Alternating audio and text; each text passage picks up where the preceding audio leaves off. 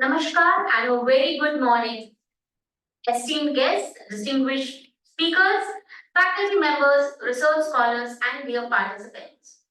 On behalf of Somya Management, KJ Somya College of Arts and Commerce Autonomous, Department of Economics, I, Mrs. Jason Rai, extend a warm welcome to you all for the one-day multidisciplinary international conference on the journey of India from her ancientry to Viksit Bharat.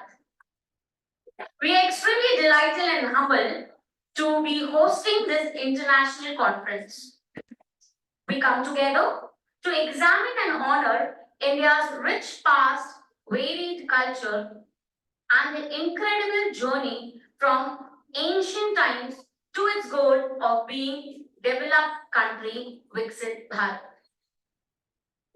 India, with its vibrant heritage and modern aspiration, stands as a beacon of resilience, innovation, and unity in diversity.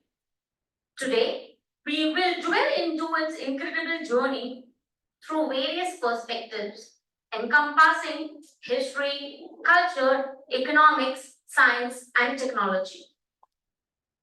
To begin this auspicious day, I would like to extend a warm welcome to our distinguished guest, Professor Ruby Oza Madam, Honorable Pro Vice Chancellor, FPP University, Professor Frank Ockham, Director, East Asia Institute, Ludwigshafen University of Business and Society, for gracing us with their presence today, both offline and online. Indian tradition is a timeless blend of spirituality, wisdom, and cultural richness, where every custom tells us a story and every ritual connects us to our roots. So, also at Somaya campus. As per our tradition, we begin our program with the campus prayer.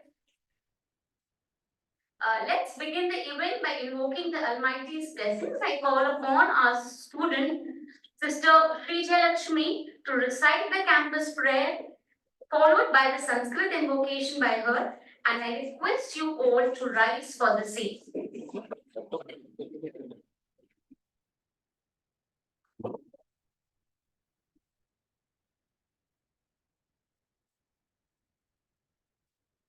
I request you all to please join your hands for the campus prayer.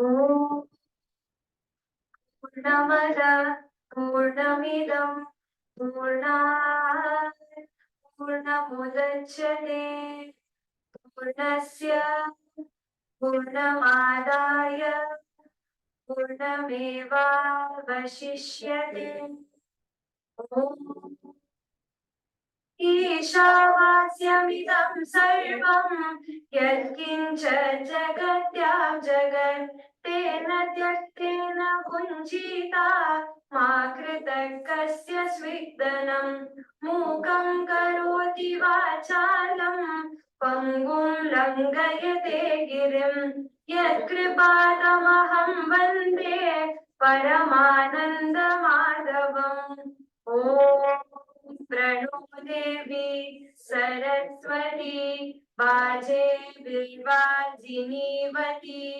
दीनामविज्ञवतु ॐ चोदयित्री सुन्दृतानां चेतन्ति सुमतीनां यज्ञं ददे सरस्वती ॐ असतो मा सद्गमय तमसो मा ज्योतिर्गमय मृत्योर्मा अमृतं गमय ॐ सहना भवतु सहनौ भुनक्तु सह वीर्यं कर्वावहै तेजस्विनामधीतमस्तु मा विद्विषावहै सर्वे सुखिनः सन्तु सर्वे सन्तु निरामया सर्वे भद्राणि पश्यन्तु मा कश्चित् दुःखमाप्नुयात् ॐ शान्ति शान्ति शान्तिः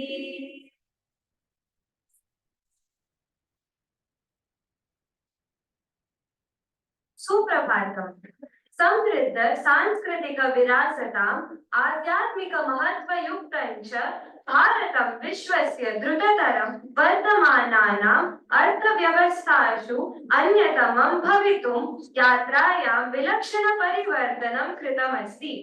प्राचीन भारतस्य सम्पूर्णे इतिहासे उन्नतशासनव्यवस्थाः प्रदर्शिताः, येन जीवनशैली, आध्यात्मिकता, सामाजिकविकासः, वैज्ञानिकप्रगतिः इत्यादिषु क्षेत्रेषु वैश्विकसभ्यतायां महत्त्वपूर्णं योगदानं दत्तम्। के.जे. सोमया कला वाणिज्य महाविद्यालयस्य अर्थशास्त्रविभागः भारतस्य प्राचीनकालात् विकसितभारतपर्यन्तं यात्रा इति विषयमधिकृत्य यत् बहुविषयक अन्ताराष्ट्रीय सम्मेलनम् आयोजितम्, तस्मिन् भवतां सर्वेषां स्वागतं व्याहरति। अद्य सम्मेलनस्य उद्देश्यं विभिन्नेषु भारतस्य ऐतिहासिकविकासस्य अन्वेषणं भवति आयामः। प्राचीनकालतः आधुनिककालपर्यन्तं व्यापताः अस्माकं भारतीयज्ञानव्यवस्थासु विद्वांसं दार्शनिकानां च योगदानं प्राचीनकालात् वर्तमानकालात् च सम्मानं करोति। अस्माकम् अतिथिरूपेण प्राध्यापिका रूबी ओझा, प्राध्यापकः फ्रैंक रूकैम, प्राध्यापकः कॉनरेड कोएलो एतेषां महाभागानां स्वागतं कुर्मः।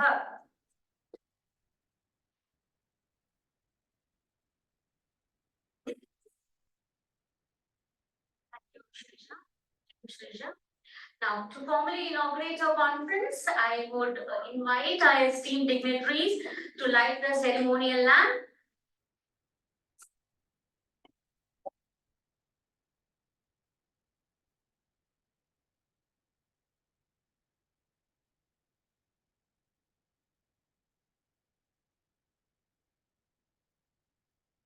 Lighting signifies the removal, spreading the knowledge.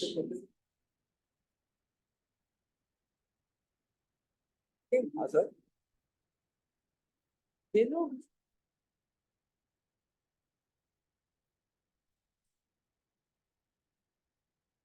ISIS.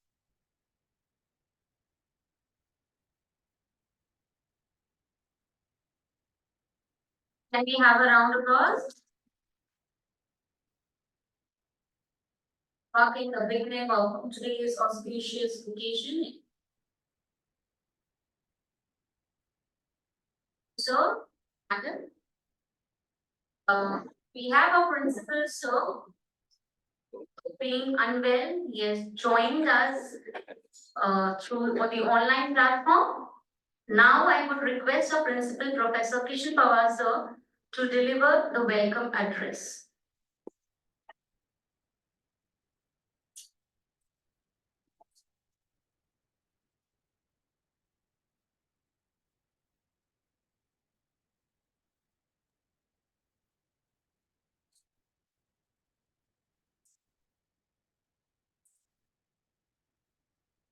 Good morning. Professor Dr. Ruby Oja, Madam, the Pro Vice Chancellor of SNDT University, Mumbai. Professor Frank Overkamp, Ludwigshafen University, Germany. Dr. Conrad Coelho, University of Kent, London. Dr. Satyavan Hanegave, Vice Principal, K.J. Somaya College. Dr. Shubhangi Patil, Head of Economics Department. Dr. Mahendra Mishra, Department of Economics. All the colleagues, distinguished friends, ladies and gentlemen, I welcome you to this international conference today at KJSAC, KJ Somaya College of Arts and Commerce. It is with great pleasure and a deep sense of pride that I extend a warm welcome to you all to this prestigious international conference on the story of India from its ancient glory to Viksit Bharat. As the principal of KJ Somaya College of Arts and Commerce, Vidyavihar, Mumbai, it is both an honor and a privilege to host such a gathering of distinguished scholars, thinkers, and leaders who have come together to explore and celebrate the rich and diverse tapestry of India's history, culture, and its remarkable journey towards becoming a developed nation. India, a civilization that dates back thousands of years, has been a beacon of knowledge, spirituality, and cultural wealth. From the ancient Indus civilization to Vedic period, from the Mauryan and Gupta empires to the golden age of art, ancient and literature, India's past is a testament of human achievement and resilience. Our nation has not only contributed significant, significantly to the world in terms of philosophy, science, and mathematics, but has also played a crucial role in shaping the global discourse on democracy, human rights, and sustainability. As we gather here today, we are not only looking back at our glorious past, but also envisioning a future where India stands tall as Viksit Bharat. This conference is a platform for exchanging ideas, sharing insights, and fostering collaborations that will help us understand the essence of India's evolution and the challenges and opportunities that lie ahead. I'm confident enough that the discussions and deliberations over the next few hours will enrich our understanding of India's story and inspire us all to contribute to its continued growth and development. Let us work together to ensure that the narrative of India, both past and present, continues to inspire generations to come. Once again, I welcome you all and wish you a fruitful and enlightening conference. Thank you very much. Thank you, madam.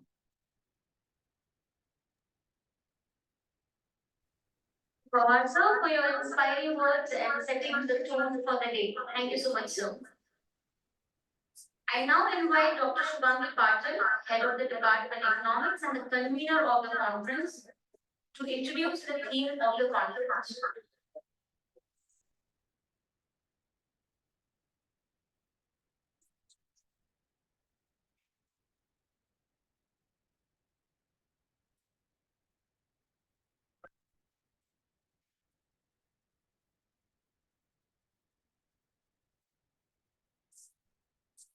Request the participants to stay muted. Put your speaker as well as on our because we are having a echo over here.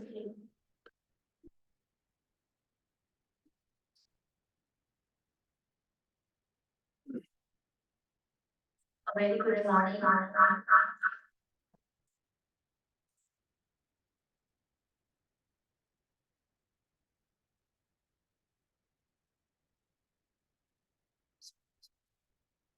Hello, hello, hello. Hello. A very good morning to all the dignitaries on the dais, dear participants, my dear colleagues, my dear students.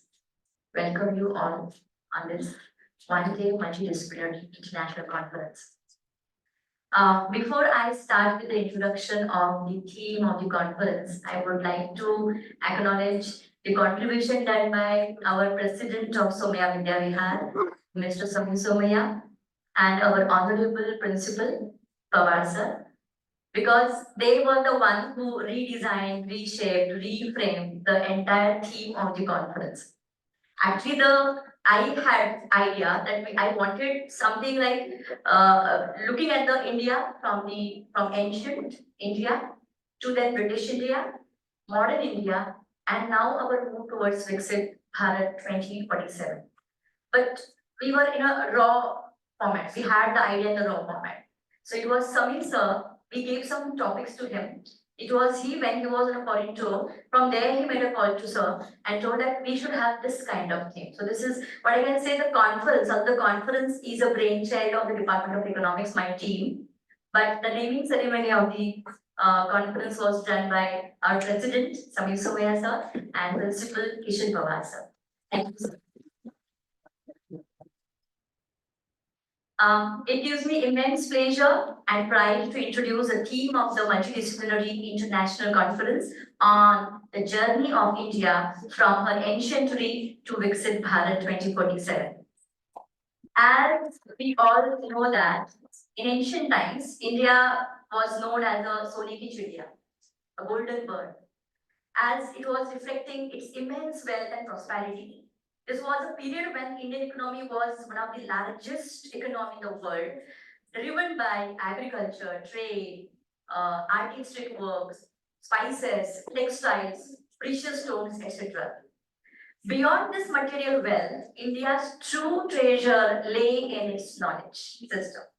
The discovery of zero by Aryabhatta and refining the same by mathematicians like Ramanujan revolutionized the mathematics and laid the groundwork for the modern science and technology. The teachings of Saptarishis, the seven sages, contributed to various fields such as astronomy, medicine, that is Ayurveda, and spiritual practices that emphasize a harmonious existence with nature. It also reminds me of four ashramas. And our ancestors told that if a human being follows four ashramas, he will live a very happy life. Vedas, Upanishads, Bhagavad Gita offer us profound insight into the nature of existence, ethics, and governance. I will fail in my duty if I do not mention Chanakya's contribution through Kautilya Arthashastra, whose foreign policies, whose military strategies, economic management, local governance, etc., are found useful even in the modern era. Our ancient temples too are not just the places of worship, but they are the repositories of knowledge, art, and science. The architectural marvels of temples like Brihadishwara in Tanjore, Sun Temple in Konark, and many other such temples across India demonstrate the advanced understanding of engineering, astronomy, and geometry possessed by our ancestors. These structures are living examples of the synthesis of art, science, and spirituality that characterizes Indian culture. However, this era of prosperity and intellectual flourishing was disrupted by the advent of British colonial rule in 18th century. The Britishers systematically dismantled India's economic foundations, draining its wealth through exploitative policies. One of the most profound and lasting impact of British rule, as we all know, is on our Indian education system. Lord Macaulay. The traditional Indian education system, which was emphasizing on holistic development, learning, including the study of scripture, sciences, arts, and ethics, were replaced with a system designed to develop clerks and slaves in India. However, in recent years, there has been a growing realization of the value of India's ancient wisdom in addressing contemporary challenges. The study of Ayurveda, yoga, and ancient Indian services is being promoted not just within India but also globally now. To give one example of the same, India's space program, one of the most advanced in the world, draws its inspiration from the ancient astronomical practices such as those represented by the Jantar Mantar observatories. The list of India's contribution to the knowledge system is just endless. It is therefore we all have gathered here through this conference to have a fruitful scholarly discussion and appreciation of the journey of India from its ancient time towards the Viksit Bharat with deeply rooted ancient Indian knowledge resource. I thank you one and all. And we are looking forward that we'll be having a very fruitful discussion, and we'll be having different angles through which we'll come to know the Indian knowledge system and how India can contribute to the development of the whole world along with the peace, stability, and growth. Thank you once again.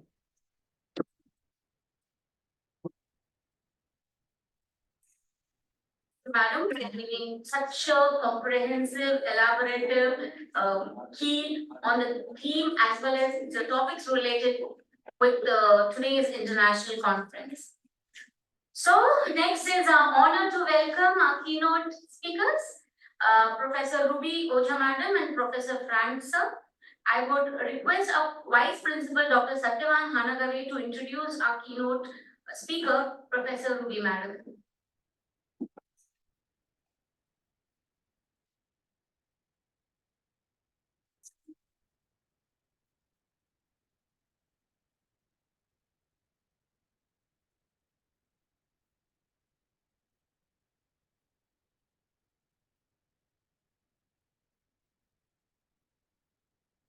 Sir, Madam,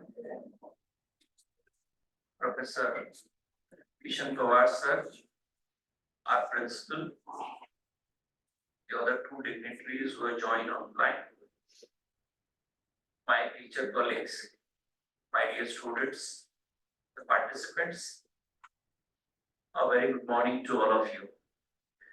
It's really a privilege on my part to introduce such a renowned, academic luminary, Professor Ruby Oza, an incumbent Pro Vice Chancellor, SNDT. Professor Ruby Oza, an esteemed academic and visionary leader, currently serves as the Pro Vice Chancellor of SNDT Women's University, Mumbai. With a distinguished career spanning over 3 decades, Professor Oza has made a significant contribution to the field of economics, academia, and university administration. She earned her PhD in economics from the Giri Institute of Development Studies, Lucknow, in 1989, with a focus on economic infrastructure and regional development in UP. Her academic journey also includes a master's degree in economics from Lucknow University, laying the strong foundation for her illustrious career. Professor Oza's extensive research experience of nearly a decade includes affiliations with the prestigious institutions such as the Indian Institute of Management, Lucknow, and the Center for Studies in Decentralized Industries, Mumbai. Her research work is further enriched by the publication of 41 research papers, authoring 2 books. She has also secured 5 research projects grants, showcasing her dedication to advancing knowledge in her field. In her teaching career, with a span of over 25 years, Professor Oza has imparted knowledge at various esteemed institutions, including Sydenham College of Commerce and Economics, Mumbai, and the Department of Economics at SNDT Women's University. She has also mentored 12 PhD students, guiding the next generations of scholars. Her administrative acumen is reflected in her roles as the Director of the Board of College and University Development, BCUD, Finance and Accounts Officer, additional charge, and Officer of Special Duty, additional charge at SNDT Women's University. Her contribution to education have been recognized with the prestigious Vagdhara Navratna Samman awarded by the Governor of Maharashtra. Professor Ruby Oza continues to inspire and lead with her commitment to excellence in education, research, and administration. So once again, madam, on behalf of my entire staff, the teacher participant, students, and KJ Sumaya College of Arts and Commerce, we welcome you to today's seminar. Thank you so much, madam. Thank you, sir. Indeed, it's a privilege to have you, madam, with us today. I would now request Vice Principal, sir, to welcome Ruby ma'am for presenting the sapling as a token of appreciation and commitment to the environment.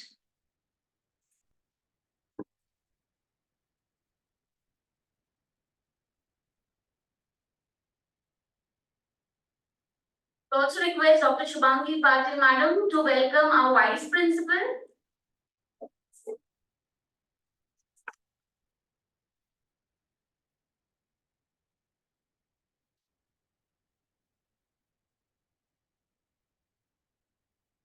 Would like to mention here that Madam is PhD guide for Dr. Shubhangi Patil. I would request Dr. Shubhangi Patil Madam to welcome our Vice Principal for all his guidance, motivation. Here, let me put on record that we would also like to felicitate the senior-most faculty of our staff room, Dr. Virpal Sapure sir. So I request Shubhangi Madam to welcome sir. Sir has always been a guiding force in organizing any event in our college. Very instrumental in bringing all of us together. So, heartiest welcome. Thank you, sir. Thank you, madam. I know that it's time to enrich ourselves with the insights from our eminent keynote speaker. So, over to you, madam. I request Ruby madam to take over and deliver the keynote address.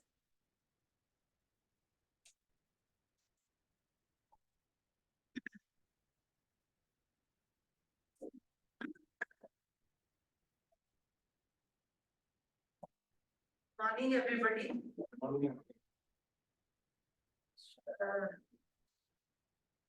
Respected Bharat sir, Principal of K.J. Somaiya College of Arts and Commerce.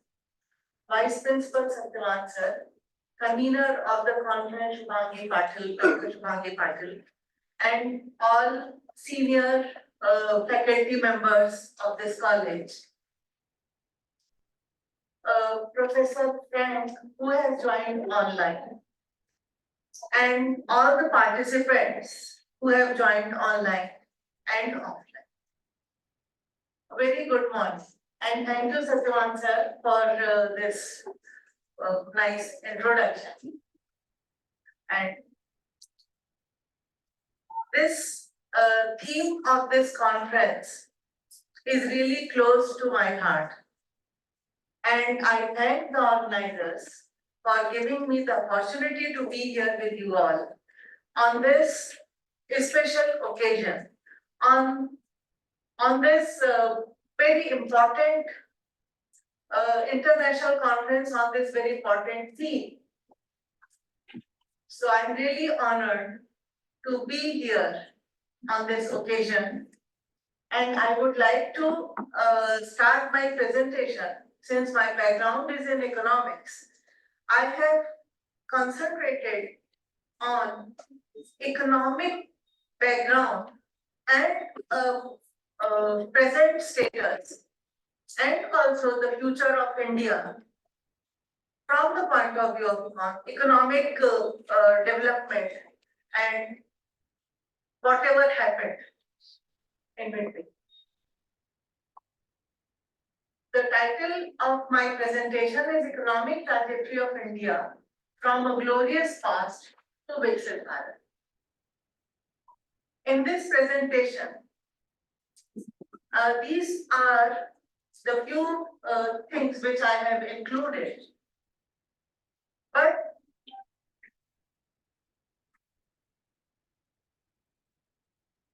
I will start from the basic features of Indian economy at present, from Indus Valley civilization to present day. And all this in between Vedic age, Mughal period, British period, post-independence, post-reform, some glimpses of that also we will have in this presentation, international trade. And we will arrive at our mission 2047. I would like to start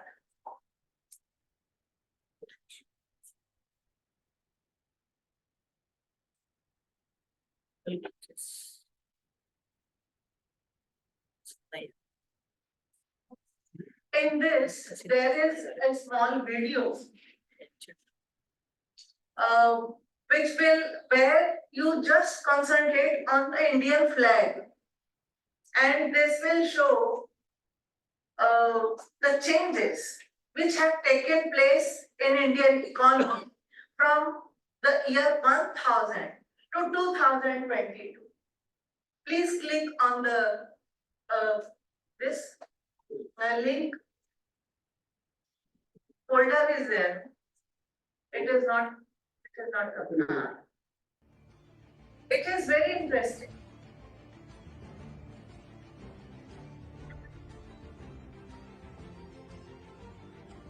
Just concentrate on.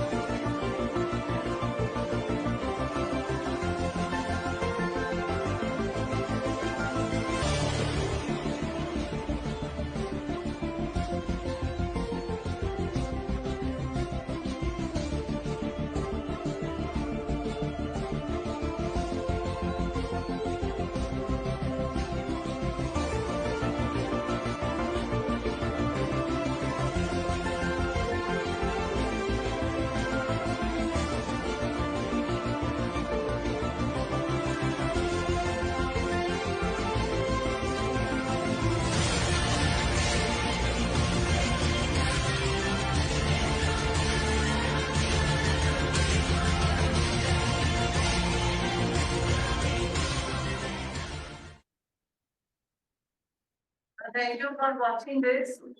And we can see that India has traveled from top to the next bottom, and again, I think in this week it is showing on third place, but we are on fifth place if we consider GDP on purchasing power parity basis.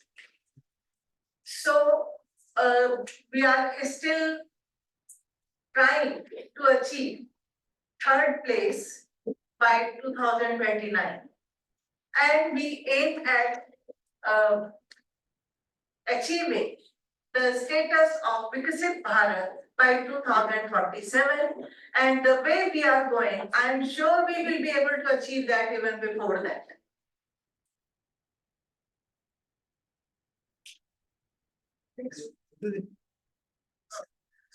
Now, some basic facts about Indian economy, where we stand today.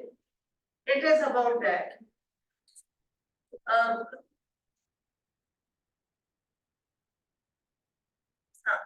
Reserve Bank of India projects that India will register a GDP growth of higher than the current estimate of 7.6% in 23-24. It has achieved. Mission 2047 is that India's march is to become the third largest economy. India has also set the target of becoming a developed country by 2047. As per the UN report, among the large economies, the unemployment rate has dropped to a 4-year low, that is 6.4% in 22. And in January 23, India has surpassed China to become the world's most populous country with a population count. And we are the most populous country at present. How our population can turn into a resource for becoming achieving the goal of Viksit Bharat, that we will see.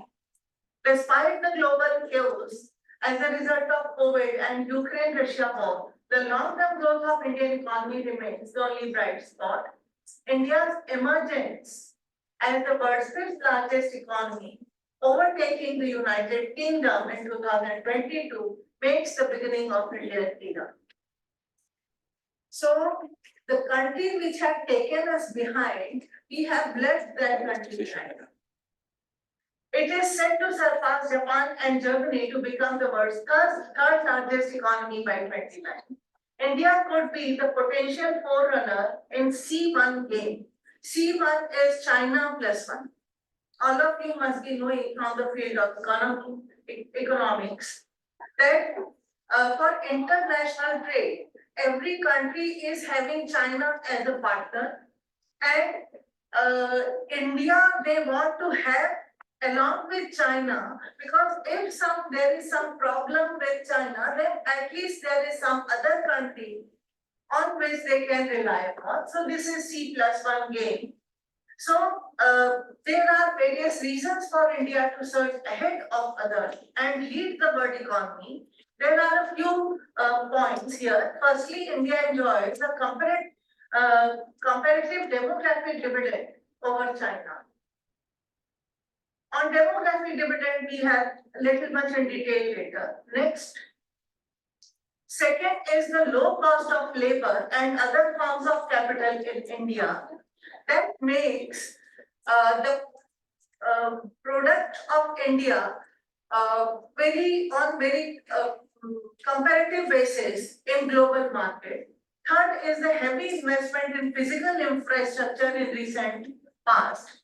Fourth is the recent policy interventions which are encouraging business climate of India. For example, production-linked incentive, liberalization of foreign direct investment policies, and there are many reforms which the current government has undertaken. Fifth is the digital unpick provided by pandemic, and India is well placed to harness its high internet penetration to convert digital skilling initiatives for return on various economic sectors. Sixth is the prevalence of the English language skill. Seven is India's decision to not join the world's largest trading bloc, the Regional Comprehensive Economic Partnership in the year 2020 to protect the domestic market. Then eighth is Indian diplomacy is indeed playing an extremely important role in responding to dynamism in the contemporary world order. And finally, the size of domestic market in India. At current prices and exchange rates, India is a US dollar 3.7 trillion economy in 2023 and maintaining its lead over UK as the fifth largest economy of the world, and is likely to become a 5 trillion economy, which Modi ji keeps telling 5 trillion economy in another 3 years. Here are a few glimpses, basic features of Indian economy. India to be $26 trillion economy by 2047-48. That is Ernst & Young. These are a few facts about India. Population. For 2076, till that time, we will not be able to have negative population growth. And these are a few facts about Indian economy. This is a very important table which I have taken from the book of medicine. Here you please concentrate on the last column and also GDP percentage of world, population percentage and GDP per. See, we were having 32% of the world GDP and 30% of the world population. So population was less than the GDP percentage in the classical India, modern empire and all that time. After that, it declined to 28% of world GDP, then 24% of world GDP, 22, and finally 12% when there was colonial period.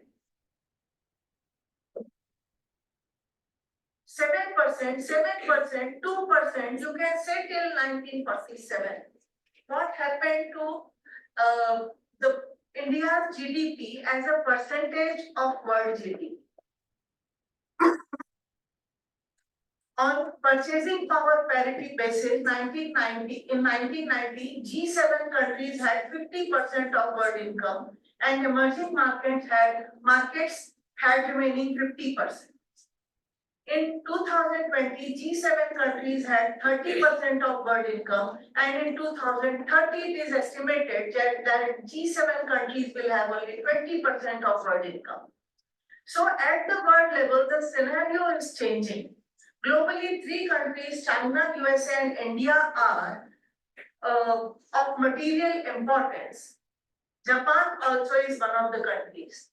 In every century, right from 1 AD, India and China contributed 50% to the global economy till 17th century. Hence, these are not the emerging economies, but these are the re-emerging economies.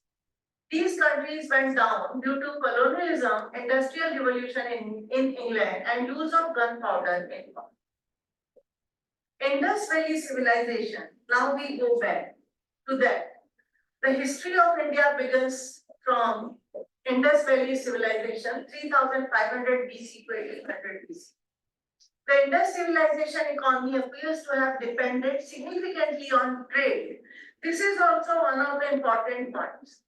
Whichever country developed, the GDP of whichever country increased, they were all good in international trade.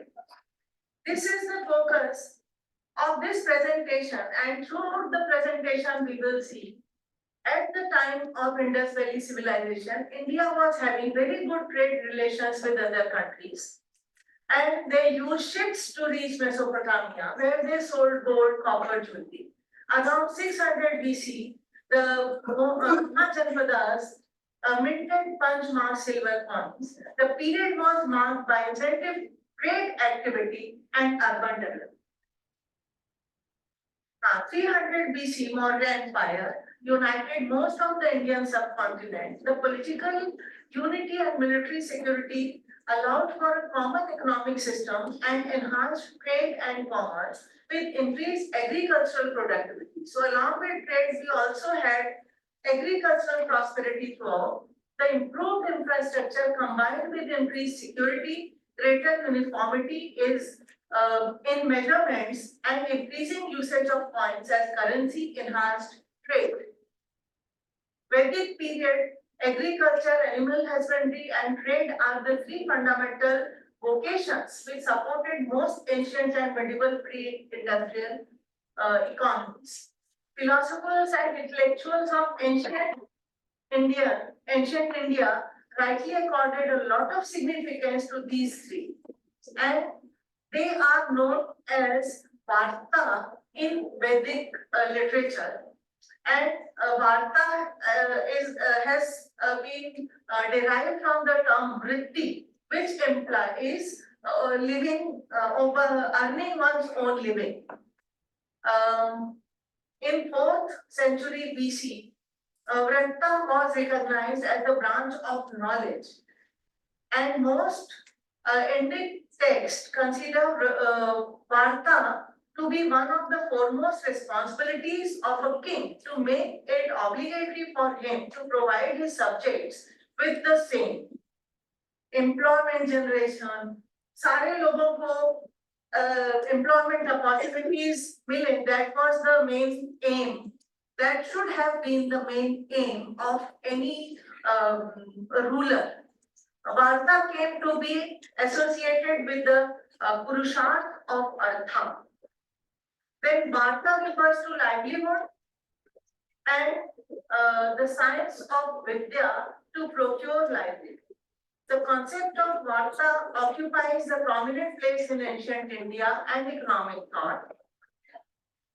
And Vidya, it is associated with the systematic knowledge of Anvisiki, Rai, and Dandani. These 4 have been called Vidyas by Kautilya in his Arthashastra. Further, in the opinion of Kautilya, these 4 Vidyas help a man to understand Dharma and Arth. Anvisiki refers to knowledge of philosophy and judiciary. Trai is 3 Vedas, Yajur, Sam, and Rig Veda, Yajurveda, and Samveda, and 4th Veda, Atharvaveda, is mentioned separately in Kautilya Arthashastra. According to Kautilya, all these constitute Veda. The term Varta, according to Kautilya, implies occupation, agriculture, animal husbandry, and trade. And since these Vidyas help an individual to avail of grain, animal, money, forest produce, and labor force, these are beneficial. Varta Vidya helps king to control, with the help of his treasury and army, his own as well as his enemy's subjects. The last Vidya is Dandaniti, and it is said that any ruler should be good in applying Dandaniti also. Kautilya strongly feels that the king whose Dandaniti is in optimum manner is indeed eligible for respect. In Kamandaki Nitisar also we come across the same things, Varta, Trai, Dandaniti, everything. In Ramayana also we come across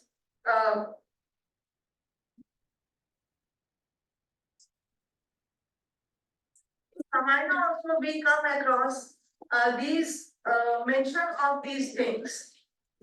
Rama explains this to Bharat, who was the administrator at that time, about Varta and Dandaniti. In Mahabharata also, Bhishma Pitama tells Yudhishthir about all these things. So, these are the part of our life since ages, and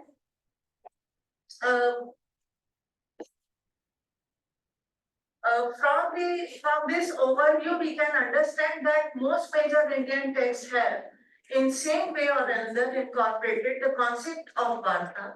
The ancient Indian intellectuals had completely ascertained the role of Varta, and the king was assigned the charge to see to it that his subjects had a proper source of livelihood, which would help them attain Purusharth of earth and give stability and prosperity to the society. Through our tradition, though our tradition favored an austere way of life, but it never glorified poverty, which is sometimes shown in films and by the Western thinkers, it is said. The Vidya of Varta practiced through Dharma ensured the material well-being of not only individuals but also made sure that the economy flourished. this was the general thinking that India was never interested in money and entrepreneurship, but this is not correct. They were happy. It is said that Indians are happy being in Himalayas, excelling and inhaling, and this is a misconception. And trade has always been considered to be the source of income and prosperity in India. Chanakya says, Artha is a mool of dharma. Indian philosophy was based on the use of limited resources. Aparigraha was practiced. Indians were not grabbers. Excess markets were given to others. But we never glorified poverty also. Gandhiji also said we have enough for everybody's need, but not for everyone's greed. A culture of simplicity and renounce was there. Instead of a culture of showing off and illegal wealth was always condemned. In the US, in fact, I should not say US, in the West, it is the opposite. They do not consider acquisition or expansion as wrong. Ranking on the basis of wealth has come now due to an influence of the Western culture. In old days, government was protecting the country. Taxation was moderate, punishment was practiced. We can retrieve our position and can play a bigger role in the world by our economic practices if we look at our own data and history and demography, culture and resource endowment. Western model is based on greed, and now business ethics are also based on that thinking all over the world. During the Mughal period, India experienced unprecedented prosperity in history. From 1526 to 1858, the gross domestic product was estimated at the 25% of the world economy, and estimate of India's pre-colonial, this 16th and this is, you can see that I will go fast on these slides. Gross domestic product of Mughal India in 1680 was the second largest in the world. 90% of the South Asia was there under the Mughal Empire. In 1780, the exchequer of Emperor Aurangzeb reported pound 100 million. Professor Angus Madison says that for more than a quarter in the year 1080, slightly less than a quarter between 1500 and 1780, India's share was in GDP was that. In 18th century, Mughals were replaced by Marathas. British Empire came in middle of 18th century, and this is the phase of decline of Indian industry and Indian economy.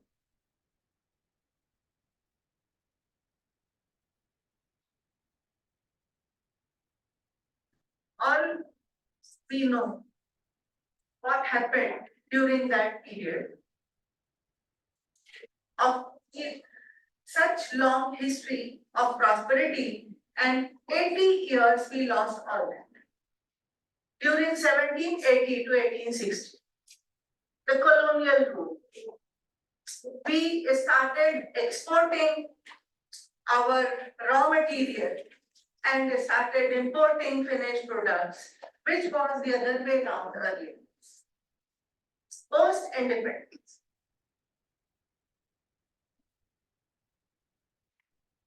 from 50 to 79, we have a history of having 5-year plans. Being largely an agrarian economy, India had to struggle a lot for upgrading itself. For a long time, we had a growth rate of 3.1% per annum, which was called Hindu rate of growth. It is not increasing only. Till 80s.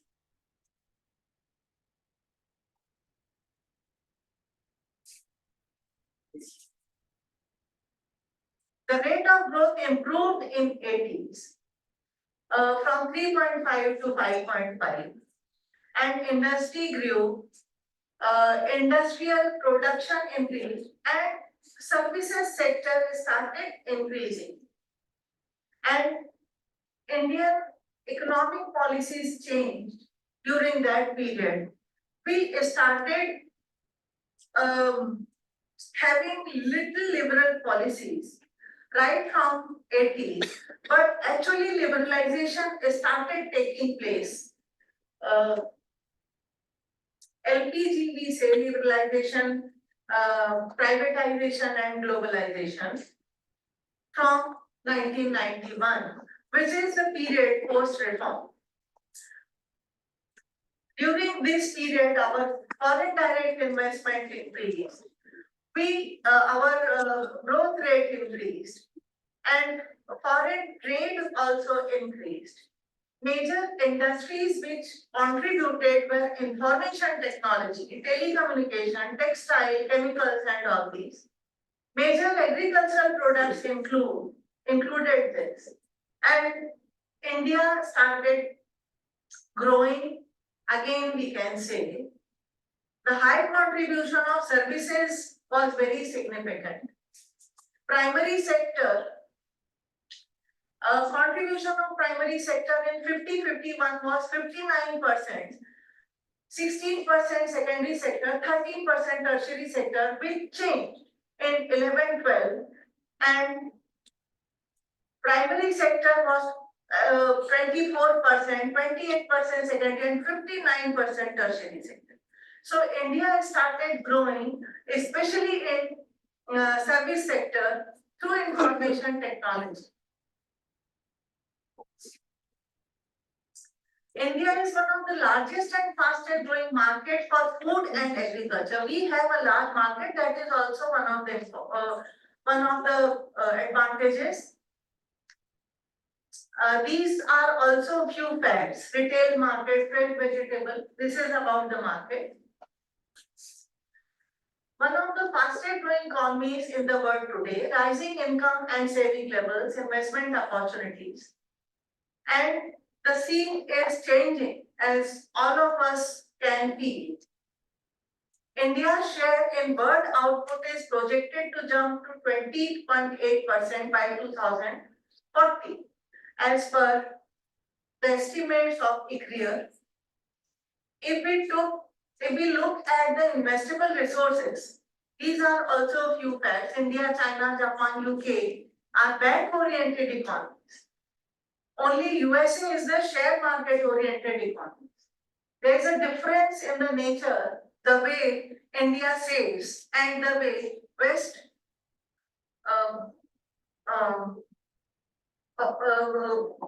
takes. They don't save much, but they borrow more. Indian purchase gold not for investment purpose. So our culture is different, and which helps us in growing and remaining ahead, and remaining more important, it helps us in remaining stable even during the turbulent times of COVID and Ukraine-Russia war and all other difficult times. In 2008, if we go back to the crisis in USA and all that. So India remained stable because of the culture, mainly because of our own culture.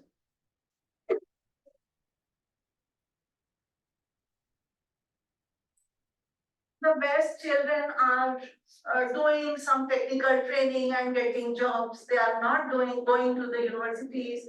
There is also a problem of declining population and aging population. During Second World War, UK had 25% of the world population. Now they have 11% of world population. Japan population is aging. Russia population is aging. US is for 52% population is black, and the white population is, in fact, I should not use these words, but these are the facts. This is all about India's population, the facts which all of us know. These are a few facts, Indian economy snapshot. Demographic dividend, which we are talking about, that is the most important thing about Indian economy. Demographic dividend, I need not explain, all are from the field of economics and know. This is how dependency ratio, earlier you can say the dependency ratio of 68 in 1950, and now we have improved so much over the years. India has 62.5% of its population in the age group of 15 to 59. And in another, so for so many years, we are not going to have negative growth rate, and we are having young population, and also not only young population, but this demographic dividend advantage we are going to have not only at the country level, but in different states at different times, which is also another advantage. India, this is about the same thing. Demographic, a study of demographic dividend in India by United Nations Population Fund says that the window of demographic dividends opportunity in India is available for 5 decades. So this is one of the advantageous positions, and these are the advantages of demographic dividend.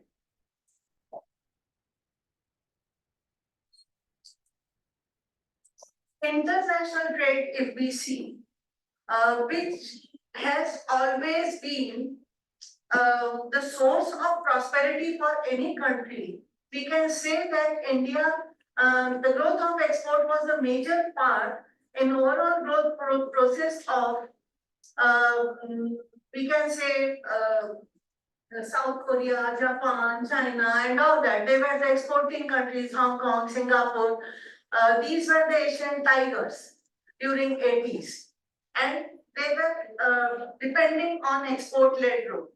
In India, my own project was there on export-led growth strategy, and there we found that India's net foreign exchange earning industries, which are less dependent on imported imports, they should grow.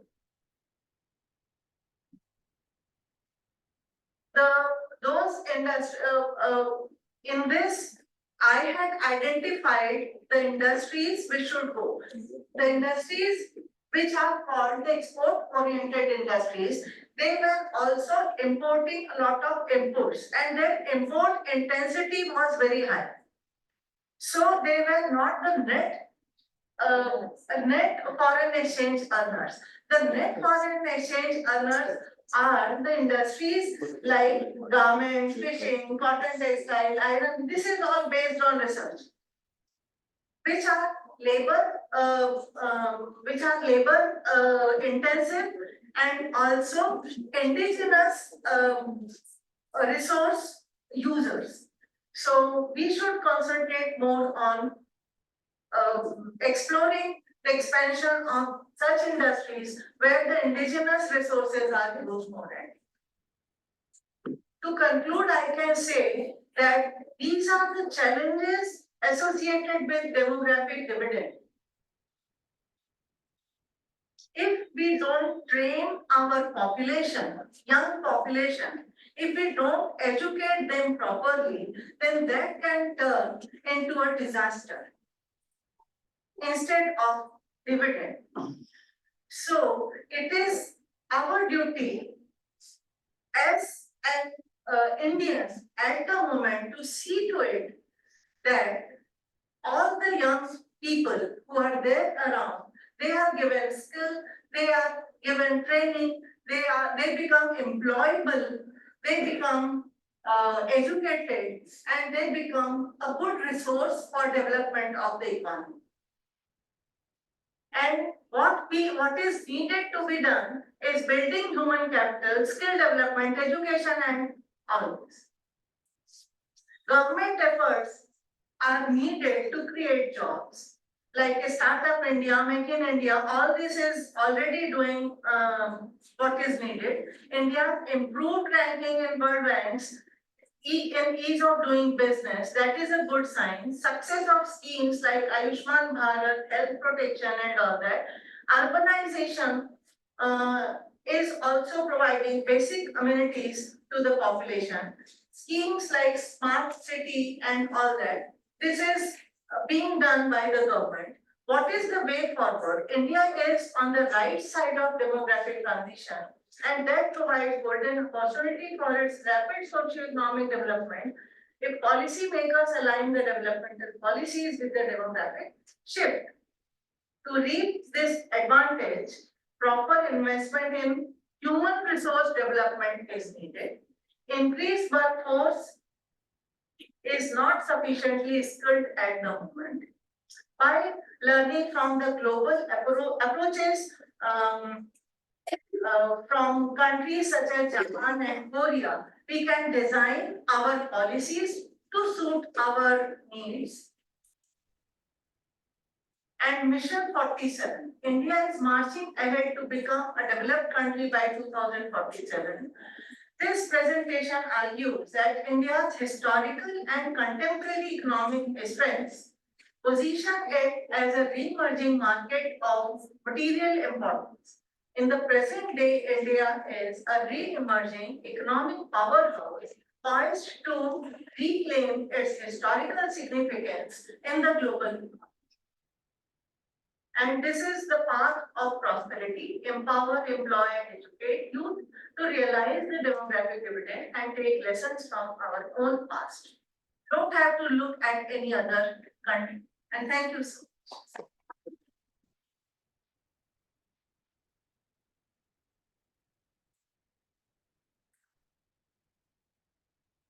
Ma'am,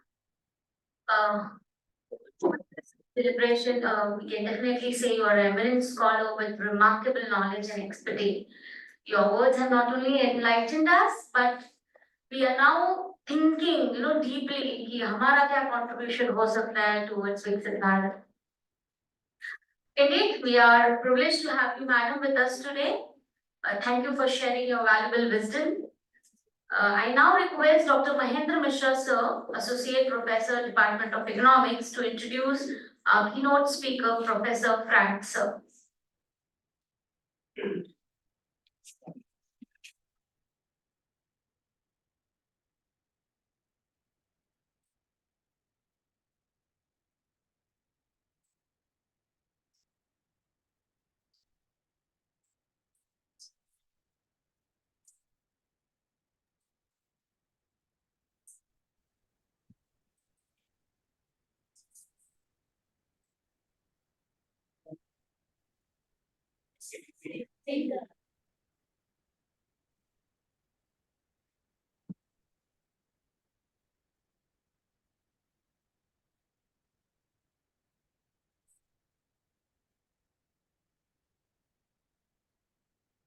Namaskar, good morning everyone.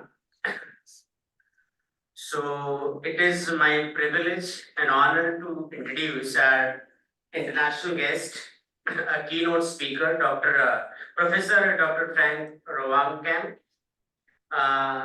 He is a doctor, rare political science at Collegian University. In 1990s, he has done diploma in business at Collegian University. In 1986 and to 1988, he has been as a exchange student at Sophia University of Tokyo. When we talk about his professional career, since 2009, he is a professor for Japanese business and politics, director of East Asia Institute, Washington University Business and Society. In the year 2006 and to 2008, he was managing director of Wire Material Science Limited, Hong Kong. From 2003 to 2005, he was the head of the corporate development at the Wire Material Science AG, Germany. In the year 2001 to 2003, he was the president of Sumika Bayer Company Limited, Japan. From 1998 to 2001, he was the section head in the polymer division of Bayer AG, Germany. When we talk about his field of research, is a very good researcher in the field of political science and economic system in Asia, economic integration, energy policy. He was a visiting professor visiting professor at Ohama Gaikon University, Tokyo, from October 2014 to March 2015. Visiting professor at Sophia University, Tokyo, October 2019 to March 2020, and October 22 to March 2023. He has published a book, one book in 1998, and he has been a various editorial board in his name. He has published around more than 15 articles related to economics, monetary policy, currency area related to East Asia, foreign exchange reserve and crisis, national regulation and international industry structure in pharmaceutical industry, and many more. He is also having some work related to translation. So I welcome Professor Frank. Welcome, sir.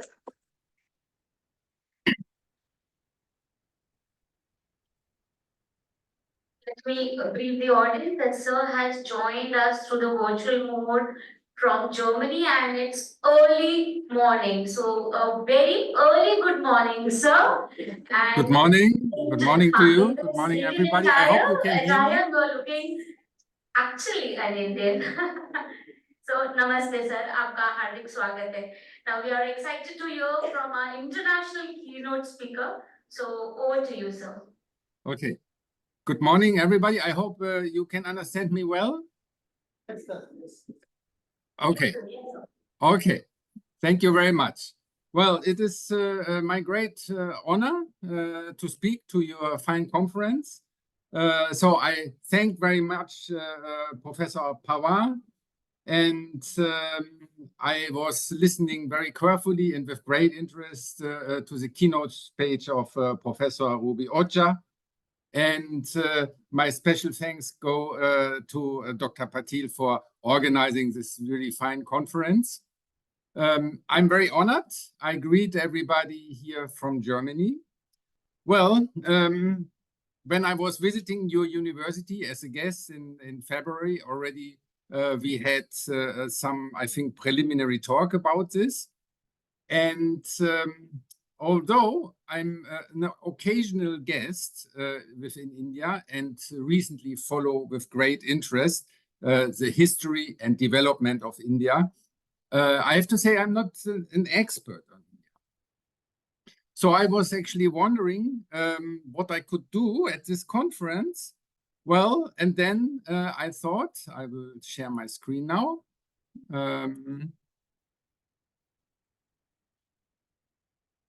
Just a second.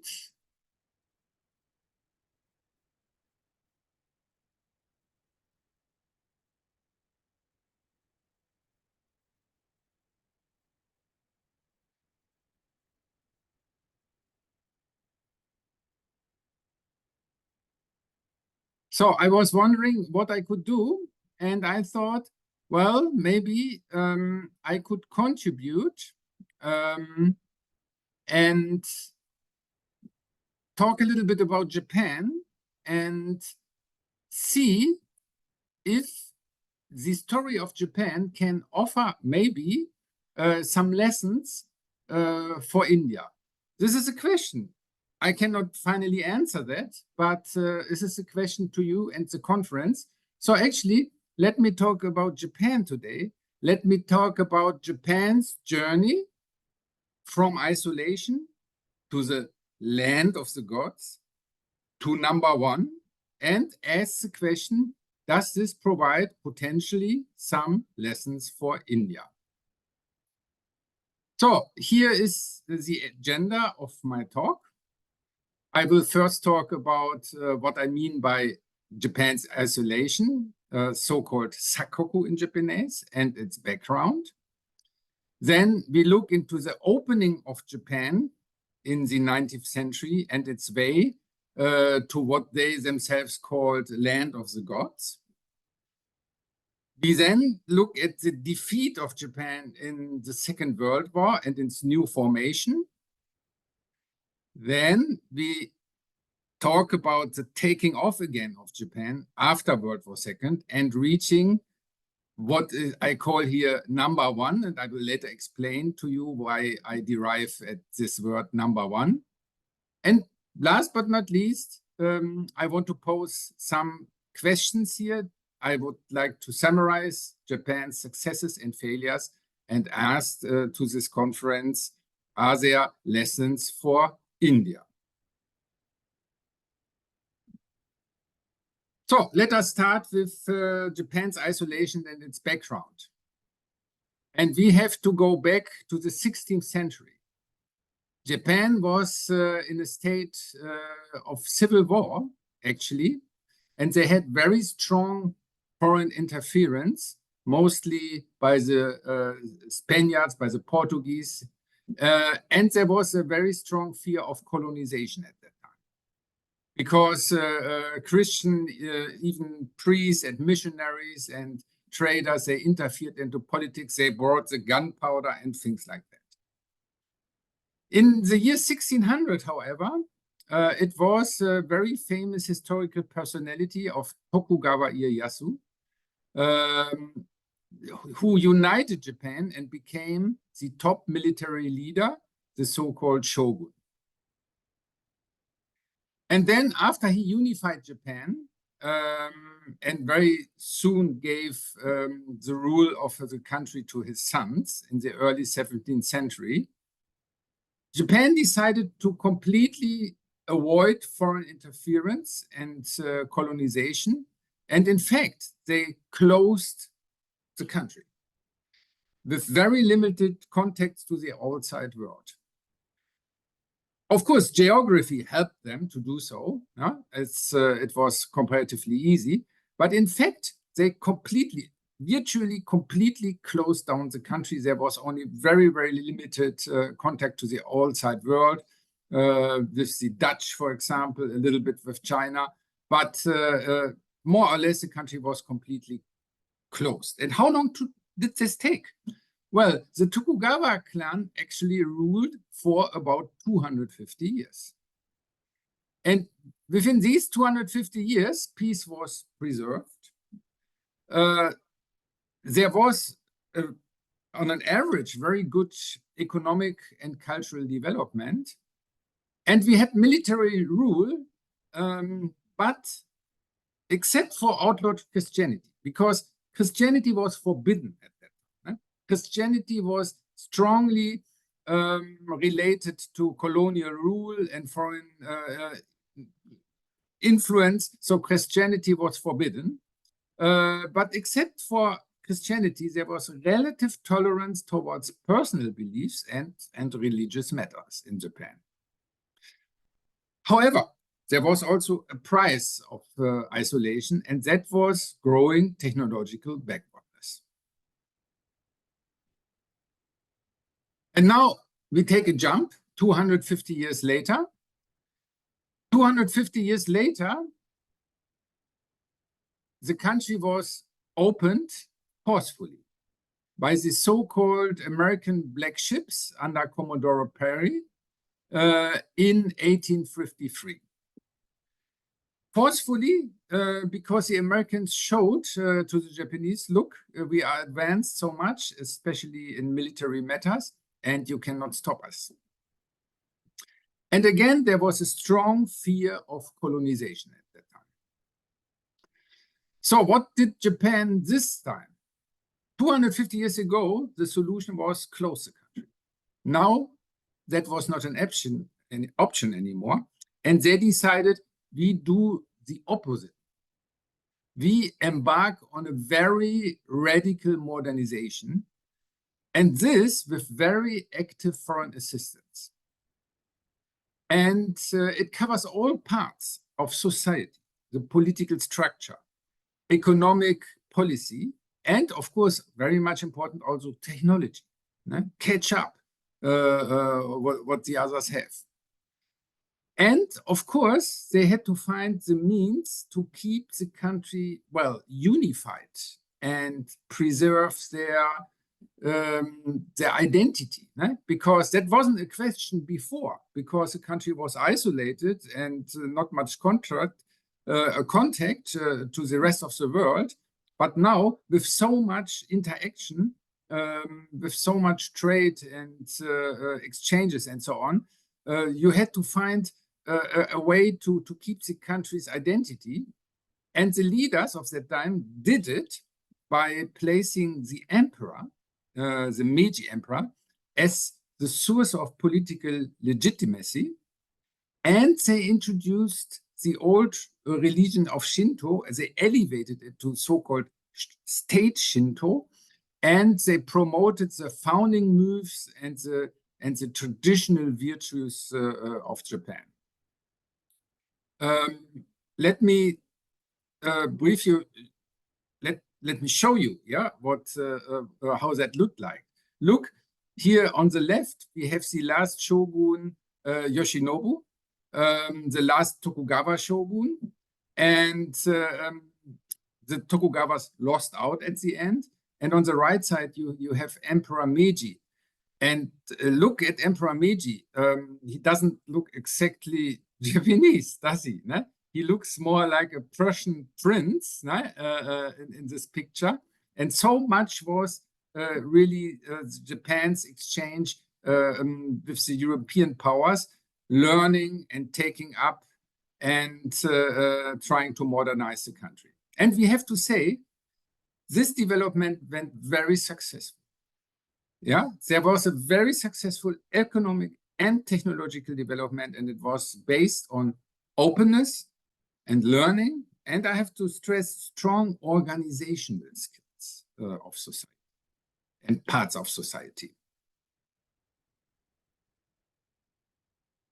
And just to mention the old moves and the old wisdom, let me just mention the most important here. Actually, we have in Japan what is called the records of ancient matters, the so-called kojiki in Japanese. And this was, well, not a book, but plenty of, let me say, writings, a canon of writings, done about the year 700. And within this book, for example, the foundation moves of Japan was laid out. It was dated, it was 2,600 years ago. We had the sun goddess of Amaterasu, and the descendant of sun goddess Amaterasu, that was to be the mythical emperor of Jimmu, the so-called Jimmu Tenno, the first mythical emperor of Japan, descended down and became the founder of the dynasty, which allegedly continues to this day. Unbroken bloodline of emperors in Japan. And of course, there were always lots of, let me say, images like this. This is, for example, you see sun goddess Amaterasu leaves the cave and light comes up, and later, Jimmu Tenno descended to become the first emperor. Well, it was actually in 1905 that Japan gained really major international recognition after winning the Russo-Japanese War. That was a huge event, because it was the first time that a non-Western nation, non-Western tradition actually defeated a major European power. That was deemed impossible so far. And Japan gained widely fame after this, and for the first time could also negotiate with Britain and the other powers really on equal terms, and was fully recognized. Interestingly, some years later, the Indian Nobel laureate Rabindranath Tagore, from Bengal. He wrote an interesting essay about nationalism in 1917. And he had a full chapter on Japan there. And he spoke with admiration. He said, Japan became a family. Japan woke up, caught up with huge steps, and soon reached the first ranks of all societies. However, he was also quite prescient, because he said, I also fear the changes which threaten Japanese culture. And he said, as we try to free ourselves from the presumptuousness of Europe, we may easily make the opposite mistake, to lapse into general mistrust against the West.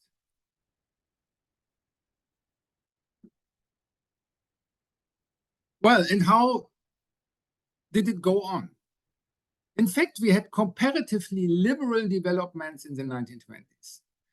However, since the 1930s, after Japan, well, more or less caught up, and after Japan started to do their own thing, we see a progressive estrangement with the Western powers. In fact, a rejection of all Western civilization, thought, and learning, and resorting to alleged pure traditions. And that was the time when these national myths I just mentioned, Amaterasu and Jimmu Tenno and the time and so on, when these national myths, the foundation by the gods, descended Jimmu Tenno as first emperors, they were elevated actually to the historical fact at that time. And academic historians who argued otherwise were prosecuted in court. There was a very famous case of Tsuda Sokichi in 1942, and he in fact went to jail because he said, well, the Kojiki has interesting parts, but it is not a complete history. So what we saw was a development of hypernationalism, belief of own superiority, and styling itself, what they said, the land of the gods, Kami no Kuni, the land of the gods. Well, and this development, where did it lead to? Well, here you see, for example, just some image. You see here in the middle, Emperor Meiji, surrounded by his mythical ancestors. So everything was promoted in this direction. So, but what happened? Well, in fact, under the pretense of, we free Asia from Western colonialism, in fact, Japan often quite degenerated to a brutal colonizer itself. There was open war in China in 1937, since 1937, and the Asia-Pacific War started in 1941 with the attack of Japan on Pearl Harbor. Well, and everybody knows the outcome. Actually, the land of the gods mission in the end, finally ended in total disaster and complete defeat in 1945. With the atomic bombs dropped on Hiroshima and Nagasaki, Japan was completely defeated. And in fact, it showed that ever since Japan completely started looking inwards, they lose productivity. They were on equal terms already in the 1930s, but when they decided, now we do it all by ourselves, in fact, productivity and technology advance and these kind of things went down. We had then the American occupation, and that was between the years 1945 and 52, and we had some reforms, many reforms, but I just mentioned a few.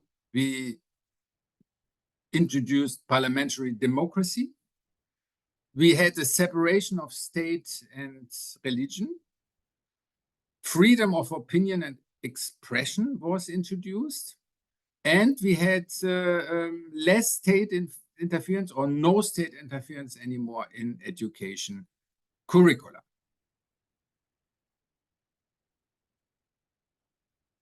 And now, after the war, Japan developed very successfully in the decades. And actually, and here it comes the number one, it was in 1979, after really continuous, very successful development, and even some in the West feared now Japan will take over all industries and car industry and all important industry. It was the American sociologist Ezra Vogel from Harvard University. He wrote a book, Japan is Number One. And actually, quite a readable thing. And Vogel laid out, well, what are these factors for success? Why come that this island at the end of the world, with earthquakes, natural disasters, complete defeat, no resources at all, how come this country was so successful? And some factors for success have been, well, in fact, a return to openness, learning, and cooperation. And interestingly, I mean, America completely defeated Japan. They dropped atomic bombs upon Japan. Yeah, the country was completely destroyed and bombed. But interestingly, the Japanese, well, how can I say it? They refrained from having a strong grudge. Yeah, they did not. They accepted the occupation for some years. They said, okay, our ways in the past were probably not the right one, and the war was lost. And well, let's see why that happened and what did the others better. Interestingly, also, well, Japan continued, and they do continue at all, to proudly embrace their traditions. Walking through Tokyo, the most modern parts of Tokyo and Osaka, still every, let me say, kilometer or so, you will see a little Shinto shrine.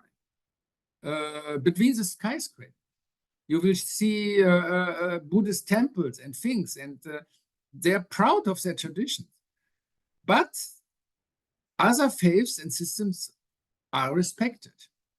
And I find that especially interesting with Christianity, because as I have told you, Christianity was totally outlawed in the Tokugawa period. Christianity was strongly connected with colonialism. And in fact, even today, only, I think, less than 2% of Japanese are Christians. But nevertheless, Christian thought has had a strong impact on Japan, on education, on institutions. Even the wife of the now emerited Emperor Akihito, the father of the current Emperor Naruhito, she visited Catholic school and Catholic university. And she's not a Christian, but she's strongly attached to Christian thought and philosophy. And for example, the university I'm mostly connected to in Japan, Sophia University in Tokyo, is a university which was founded by Jesuits, by German Jesuits, and managed to be one of the top private institutions in Japan, without the students being Christians. But they have their influence, and the Japanese take what they think is useful, and they implement it, while embracing their own traditions. Other factors for success, according to Vogel, was stress education, social harmony, but also a very strong penchant, and I think this is a very important point, for organization and coordination. I come back to this because many of you may know, Japanese industry became great and famous because they showed to the world, and here the automotive industry was mostly in the focus, how to coordinate processes and how to be productive. and how to do things very, very efficiently, né? And how to coordinate a total chain, né? With everybody from the big boss down to the lowest worker on the line, however, effectively in a line and coordinated and efficiently and proudly, I have to say, all in the game. Well, I'm coming to my last slide. And my last slide is just actually a question. Lessons for India, question mark. I don't know exactly. You have to argue. I have only a few suggestions because I'm not an expert in India. But could the Japan story offer maybe some lessons, the following lessons, for example? No? And I just point out a few. With all bitter past experiences, also consider the positive side of foreign influence. This Japan did remarkably, I believe. And then proudly embrace traditions, but not one-sidedly and without overstretching. Japan overstretched when they had the lands of the gods, and that failed. But they were very successful when they put it into perspective. Well, and then one point I'm just considering right now, because recently I'm so fascinating now about India. I do a lot of reading. I read a very interesting book, maybe some of you know. It's called The Argumentative Indian by Nobel laureate Amartya Sen. Fascinating. And reading from this, I think, see the diversity of India and the so-called argumentative Indian as a source of strength. Then a potential lesson which Japan may offer is, well, recognize that as much as individual brilliance, the organization and coordination of all parts of society and all the people, this is a true key to success. I was impressed when Professor Oja in her keynote speech mentioned about education and the importance of development of human resources. And I also think this is a key part. And I'm not talking about welfare and things like this. It's also important, and poverty, but the point, organize people, yeah? Get them all on board towards a meaningful goal and make them proud to be part of the team, all the people. And last but not least, I think this is a very important lesson Japan took. Well, you may reach a very nice position. You need maybe top of the world, but regress sets in if you stop openness and if you stop learning and cooperation. Well, with that, I thank you very much for your attention. And again, my great privilege to be a speaker of your fine conference. Thank you very much.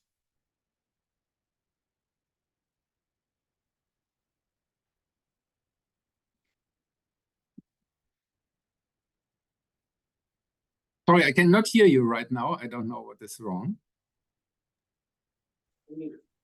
No, Thank okay. you so much, sir. Thank you so much, sir, for your enlightening and thoughtful keynote address. Your insights have provided us deeper understanding of the theme and has set the stage for further discussions. Let me put on record that it's my pleasure to share with all the participants that we have received more than 60 papers, both domestic and international researchers, scholars, faculty. Now, it's time to unveil the research journal of the conference. Can I request Professor Ruby Oza, madam, to do the honor?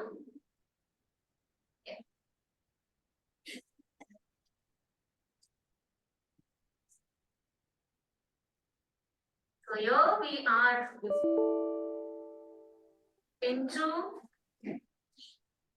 unveiling the research journal. 3,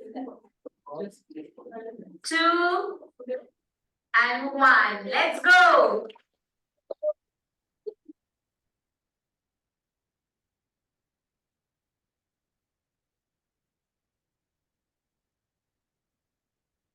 Thank you so much, Madam. Thank you each and every participant, research paper presenter, and the ones who have dedicatedly given their inputs in the form of research paper. We would like to take a moment here to even bring out the efforts, sincerely acknowledge our dedicated students for their exceptional efforts in making this one-day multidisciplinary international conference a success. Their hard work, creativity, and commitment were evident in every aspect of the event, right from planning, organizing to execution. This conference wouldn't have been possible without their contribution. So we proudly call upon Sister Muskan People and Brother Prajit Gada, SYBA students who have incredibly contributed through their innovative work and ideas. We deeply appreciate their commitment. Can I have Muskan and Prajit? Ma'am, please do the honors. Both these students have extensively worked under the guidance of the teachers to get each and every paper done, going through the plagiarism check, through Turnitin. They have completed all the reports for all the research papers throughout the conference. They are highly research oriented and we acknowledge their outstanding work. Muskan and Prajit, thank you so much for your outstanding work.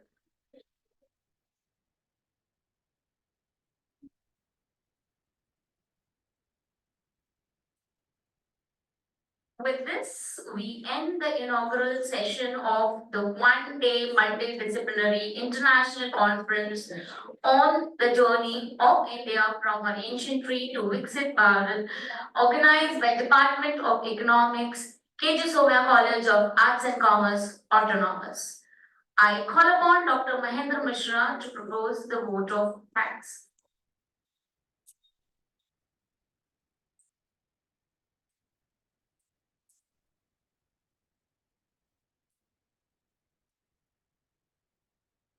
Once again, good morning. So it is again my privilege to propose a vote of thanks in international conference. Honorable dignitaries, distinguished guests, respected faculties, and my dear participants. As we come to the close of this momentous inaugural session of our international conference on the theme, The Journey of India from her Ancientry to Viksit Bharat, it is my privilege to extend our heartfelt gratitude to all who have made this event resounding success. First and foremost, I would like to express our deep appreciation to our esteemed chief guest and keynote speaker, Professor Ruby Oza and Professor Fat, whose insightful addresses have set a visionary tone for this conference.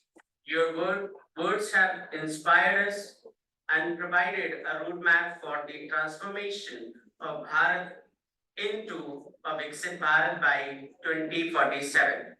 We are truly honored by your presence and contribution. Our heartfelt thanks to the dignitaries who graced this occasion, sharing their wisdom and enriching our understanding of the theme. Your perspective have added immense value, igniting discussion that will undoubtedly shape the session that follows. I would like to thank management for their support and guidance. Principal Professor Kishan Pawar sir for their continuous encouragement and the motivation. I would like to extend my sincere gratitude to the organizing committee of KJ Somaiya College of Arts and Commerce. Your tireless efforts and meticulous planning to have ensure the seamless execution of this event. The journey from concept to reality has been a testament to your dedication and hard work. A special thanks to all our faculty members, delegates, and participants who have joined us from various corners of the globe. Your presence reflects the global interest in Bharat transformative journey towards 2047.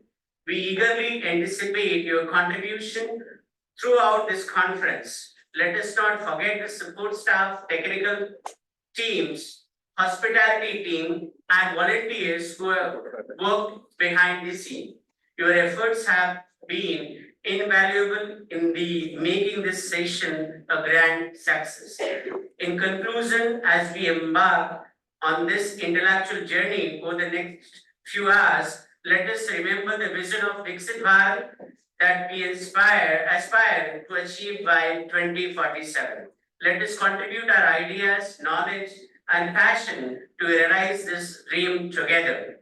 Once again, thank you all for your unwavering support and participation. We look forward to the enriching discussion and collaboration that lies ahead. Thank you very much.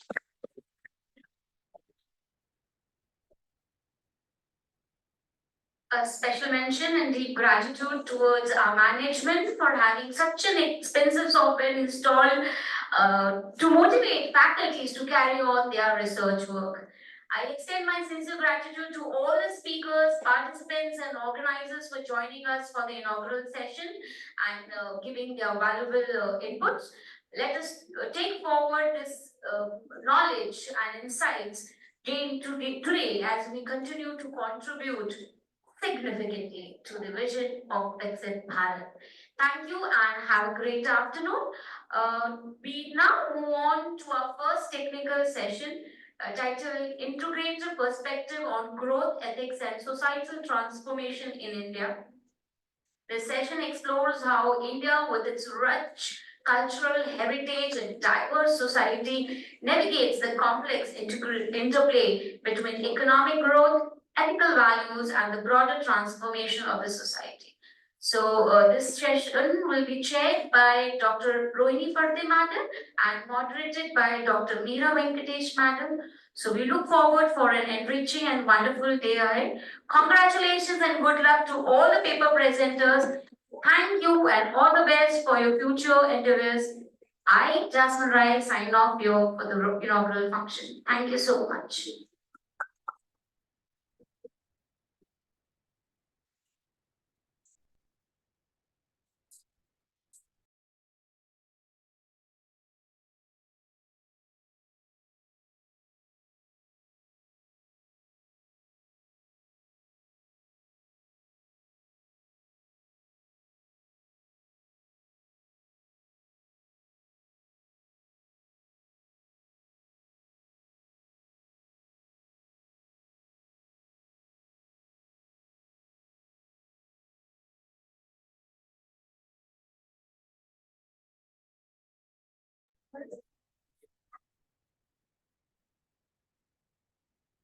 Good morning to all present here and also to all the participants present online to session 1 of this one-day multidisciplinary international conference on the topic, the journey of India from an ancientry to Viksit Bharat.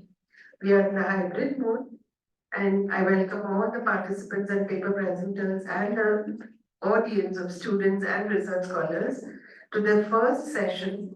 The topic for which all the papers are related to integrative perspectives on growth, ethics, and societal transformation in India. As the moderator of the session, I am Dr. Meera Venkatesh from KJ Somaiya College of Arts and Commerce. Extend a very, very warm welcome to all. And I am also honored and privileged to introduce the chairperson of today's session, Dr. Rohini Phadke. Dr. Phadke is the head of the Sociology Department of KJ Somaiya College of Arts and Commerce.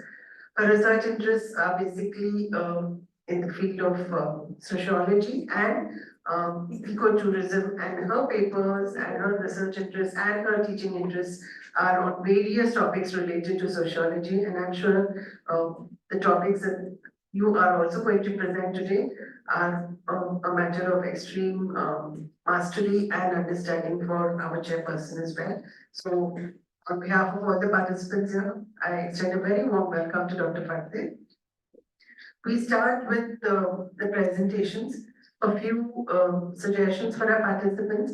We have had an extended inaugural session, so obviously all of us are on a paucity of time because we have 4 sessions lined up for the day today in the same venue.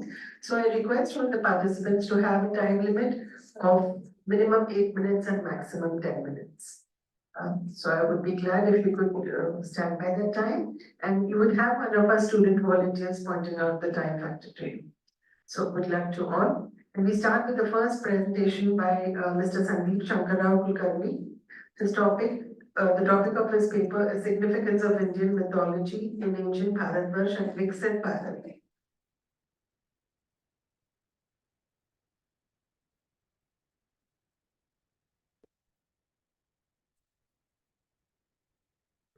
Everyone, respected Dr. Rohini Phadke Madam, Dr. Veera Venkatesh, colleagues, participants. My topic is Significance of Indian Mythology in Ancient Bharatvarsh and Viksit Bharat. Next. For millions of years, humans have gathered around fireplaces to exchange mythical stories based either on heritage or factual or fabricated. These mythological narratives have been helping mankind make sense of their surroundings and serving a significant influence on both ancient and modern cultures throughout all the countries in the world. India has diverse human nature, races, cultures, ethnicities, languages, religions, belief systems, etc. It has a long history of belief, heritage, and tradition as well. So many mythological stories and legends, either most popular or less popular, exist not as mere entertainers, but carry moral values and have remained strongly in the hearts and minds of the Indian people. Surprisingly, many of these legends include profound insight that may be applied to contemporary situations and provide useful insights into current problems of the country. India was rich, prosperous, and economically strong before the advent of invaders, and it was known as Golden Sparrow for being rich and prosperous. And the name Golden Sparrow was given by the Romans to us because we used to ask for gold in return of the stuff which we are selling. Religion and culture influenced economic activities, trade and commerce. The collective activity and paramilitary entities created a politically strong, economically prosperous, and socially stable nation. Maritime trade between South India and Southeast Asia, West Asia, and the Gangetic Plains and the Indus Valley housed several centers of riverborne commerce. Thus, the idea of making a nation prosperous could be the result of what our ancestors believed in, which might have come from the inspirational mythic stories. Bharatvarsh, Kingdom of Bharat, son of Shakuntala, is the abode of ideas, principles, and spirituality. The term Bharat conjures with a sense of duty, morality, and philosophy influencing the world. The principles of Bharat, Dharma, and moral leadership serve as the solid foundation for India's commitment to democracy, secularism, and pluralism.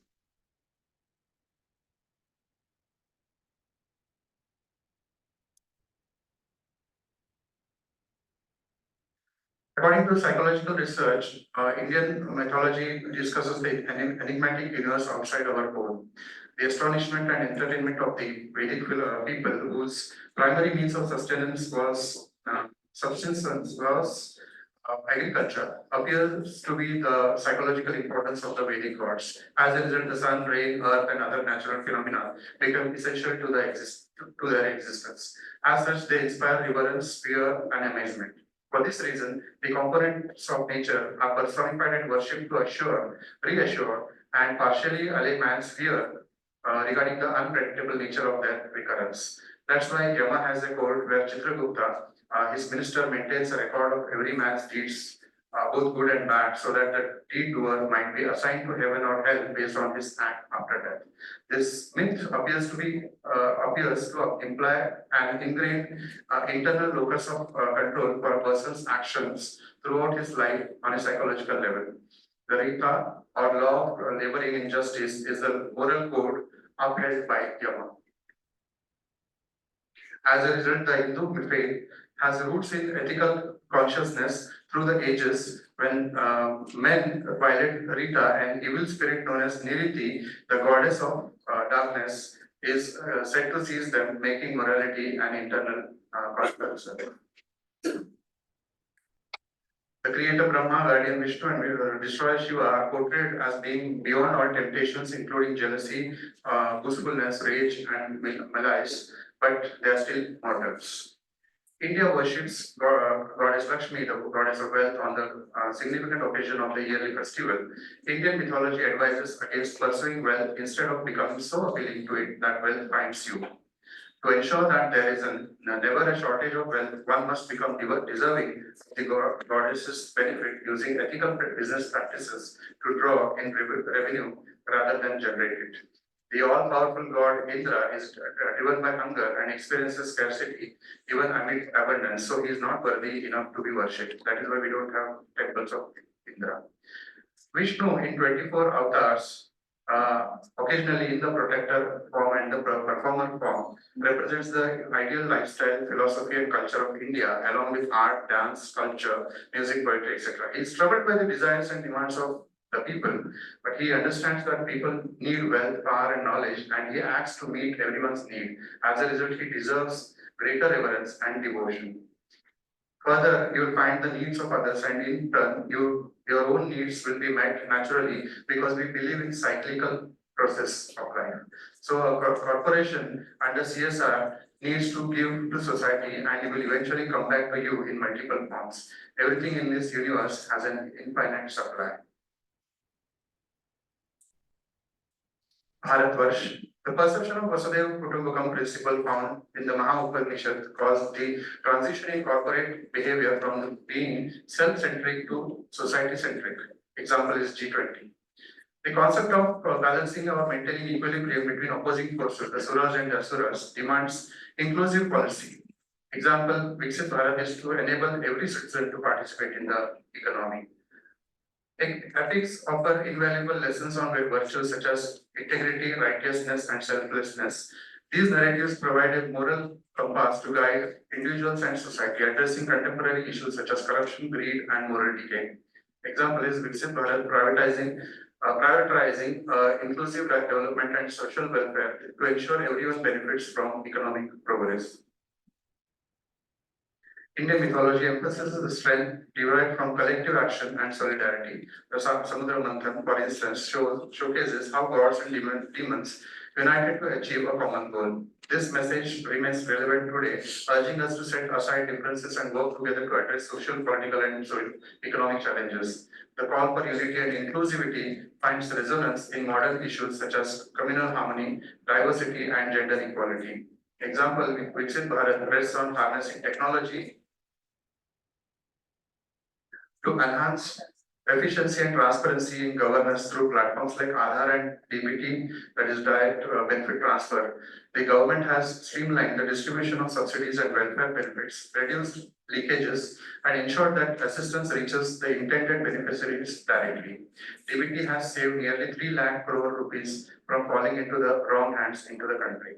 I hope you might have come to know that Rahu was, his head was cut by Vishnu, because he was sitting in the disguise of God. So he was punished. Similarly, the government has been taking that action. Why the Aadhaar leakage? Because to see that there is no leakages, economic leakage.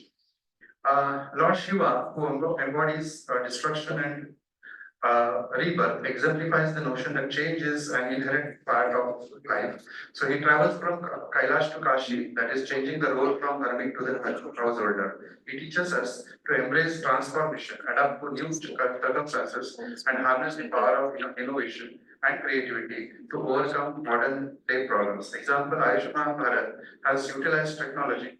Yeah, I'll finish up.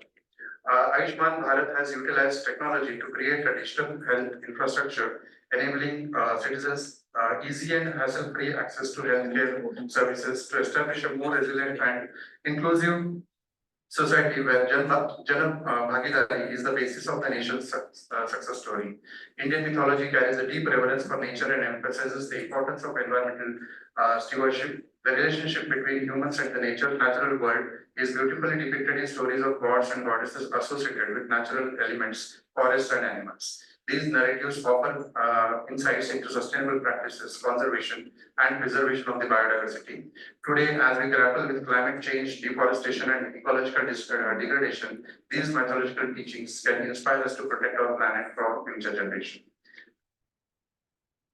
At the end, I would like to say that Indian mythology has left a deep and lasting impact on culture and society, both in India and beyond.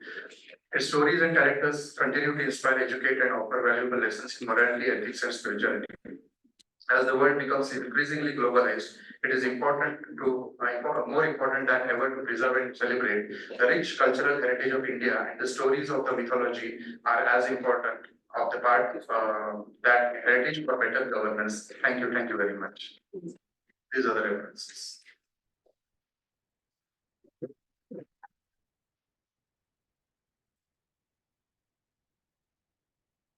Our next researcher is Ms. Pooja Maltani. She'll be presenting her paper on digital detox and promoting mental and emotional well-being.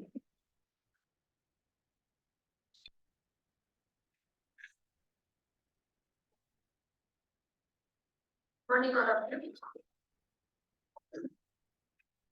My topic is digital detox and promoting mental and emotional well-being of youth.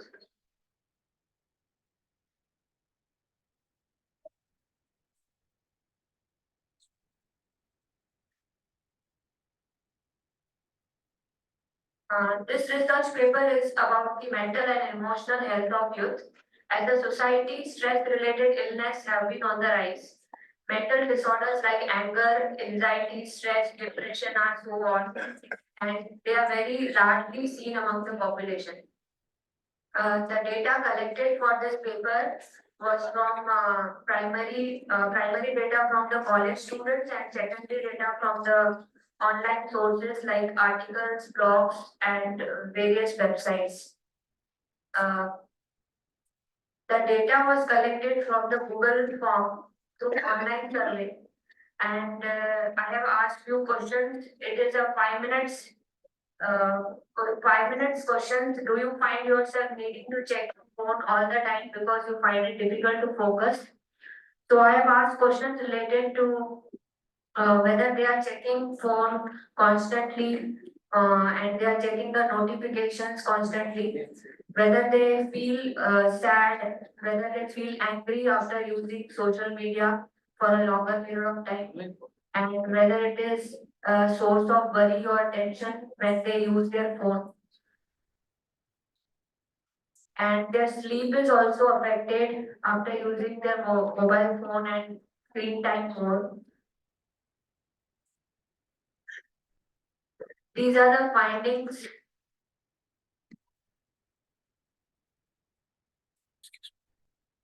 These are the findings of the study. 39% respondents agreed that they can't focus unless they check their phones often, and they feel compelled to do it continuously. 48% students believe that if they don't frequently check their phones for alerts and social media, they are losing out on something. 32% students said they feel depressed, 23% said they are angry, and there are nowadays counselors asking them how they are feeling. Then they say that that person should not be the way they are, or they are saying that person have done something unjust with me. I will find a way to get even. So these are the things they are talking about. They want to take revenge from the person who is doing wrong with them. So this is psychological impact of social media, and counselors, they believe that these thoughts are either demonstrably false or self-defeating. Nobody can make you feel inferior without your permission. Similarly, nobody can make you angry without your participation. You must be thinking one of these statements is in order to work yourself into an angry state. They believe that other people make you angry, you make yourself angry, and the only person you can control is yourself. 14% of the respondents said that they are using devices for the lengthy amount of time and they forget to eat and rest. 65% students responded to the survey said they write messages in abbreviated concepts. Now, this is digital detox. The word is nowadays famous, dopamine fasting. That is only a digital detox. Now, dopamine is a neurotransmitter in the brain that plays a key role how you feel, how we feel pleasure. It is a feel-good hormone. Dopamine is released during pleasurable activities, that is eating, exercising, or socializing. Digital detox involves taking a break for a few hours from the phones, maybe for a few hours or 2 weeks maximum. So engaging in the natural physical activities like physical exercise, meditation, exposure to sunlight will improve the sleep of students and the youth. You will feel less stress, less anxiety, and more creativity and productivity.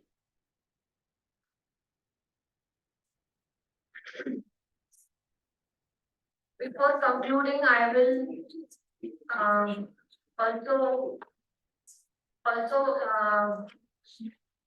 include a topic like signs of low dopamine.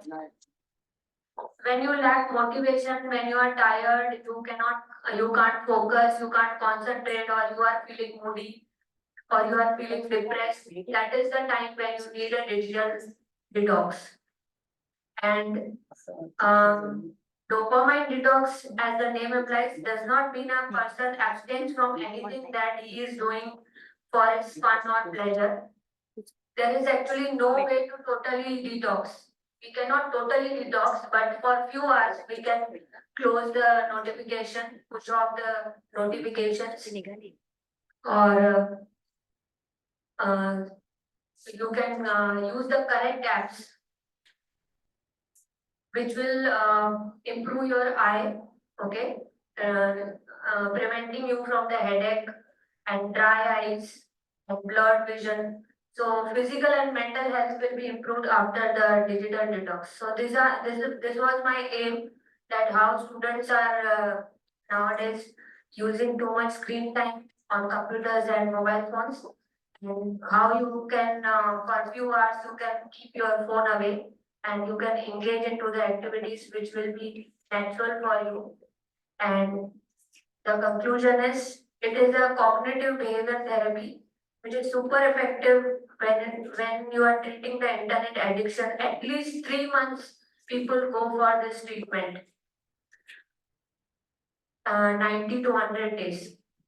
But it is not possible for us, but for a few hours we can keep our phone away from us and it will improve our health emotionally and mentally. So this is my topic, promoting mental and emotional wealth of the youth by dopamine fasting, that is digital detox. Thank you so much.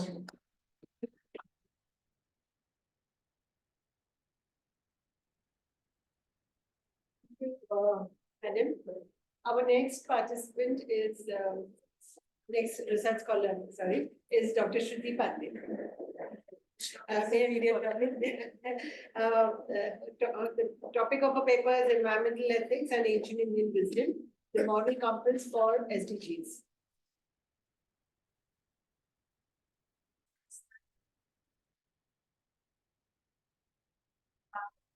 I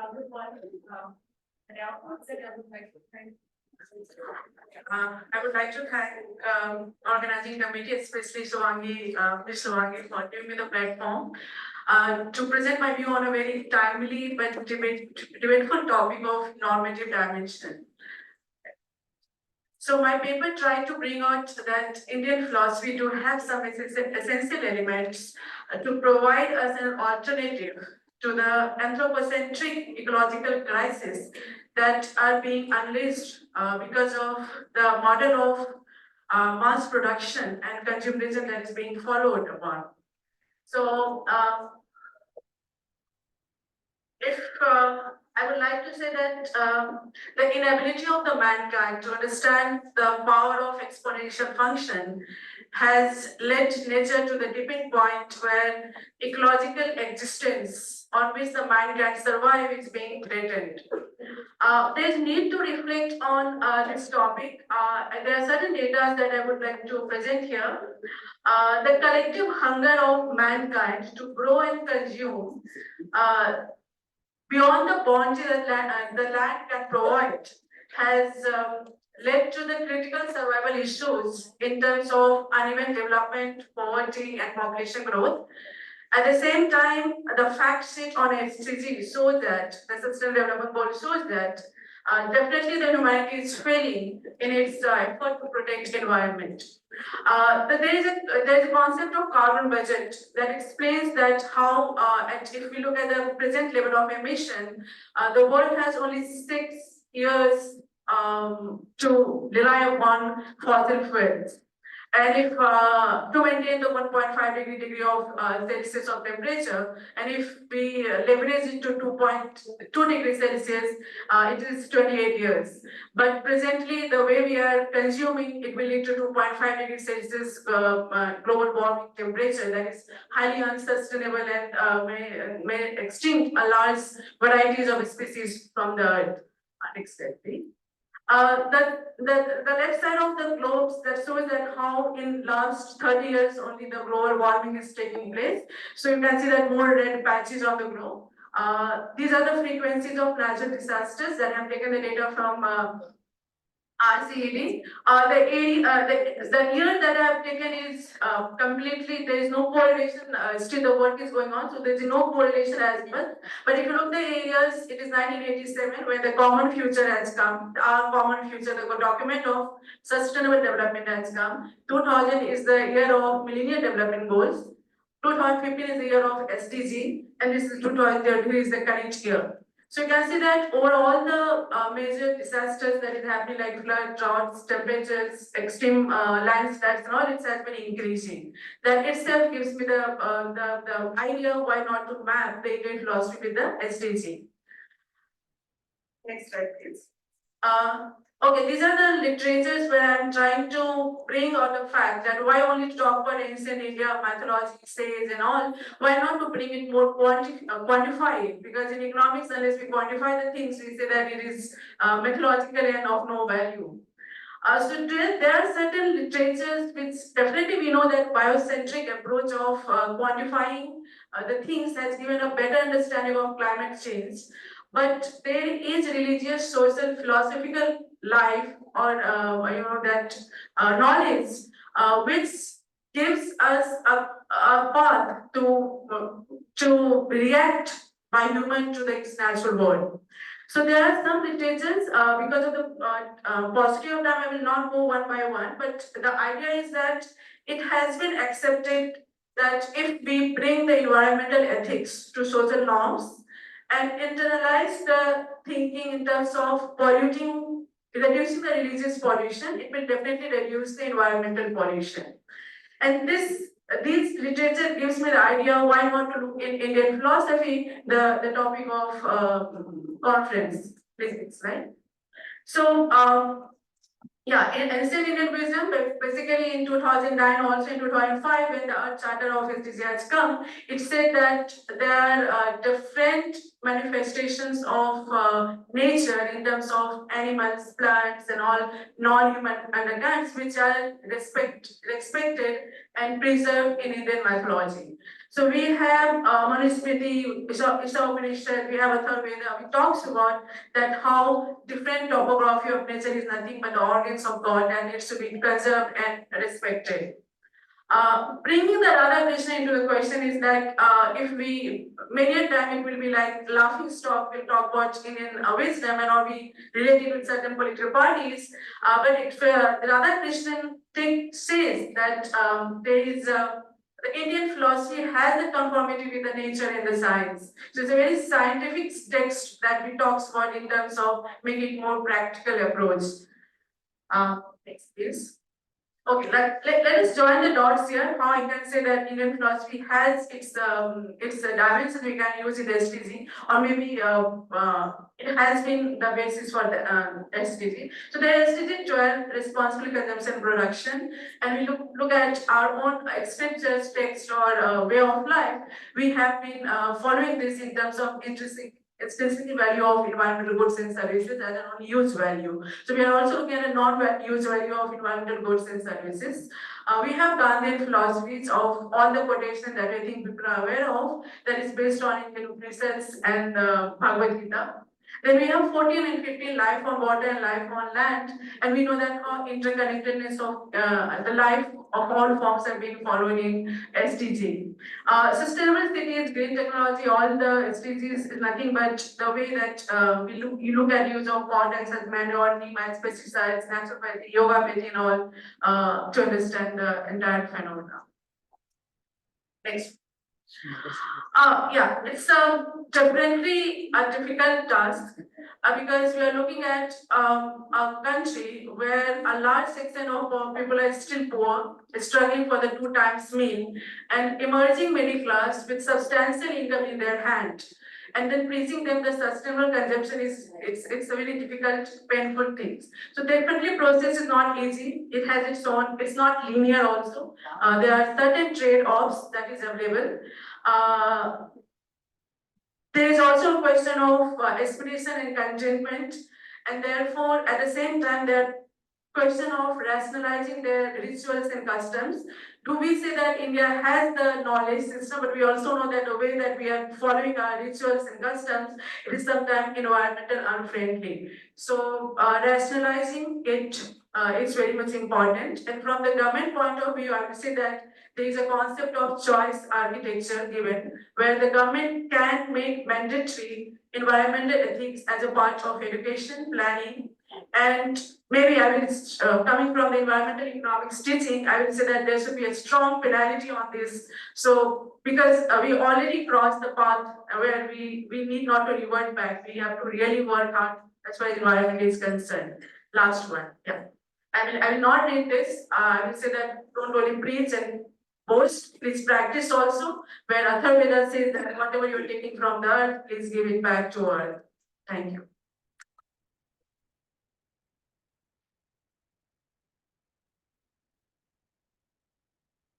Thank you, Dr. Shruti Pandey.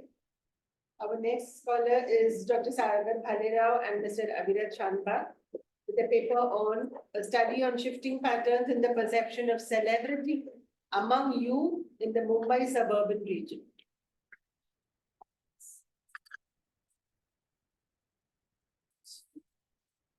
Good afternoon, everyone. Thank you for this opportunity. My sincere thanks to Dr. Rohini Phadke ma'am and Dr. Meera Venkatesh ma'am. So my name is Avirat Chanbag and I'm an alumni from University of Mumbai, Department of Communication and Journalism. I've just completed my master's, so this is my research paper, and the title is The Study of the Shifting Patterns in the Perception of Celebrity Among Youth in the Mumbai Suburban Region. So, as we all know that, in the ancient times, this is a small assignment, but I'll move forward as we have less time. So this is Munawar Farooqi and this is mostly Sain. Both are from Mumbai. He's from Chembur, I guess, and she's from Thane. So everybody might be knowing. So in the ancient times, what used to happen is, actors and actresses used to get glory, fame because of media. Media used to glorify them a lot because of movies and all.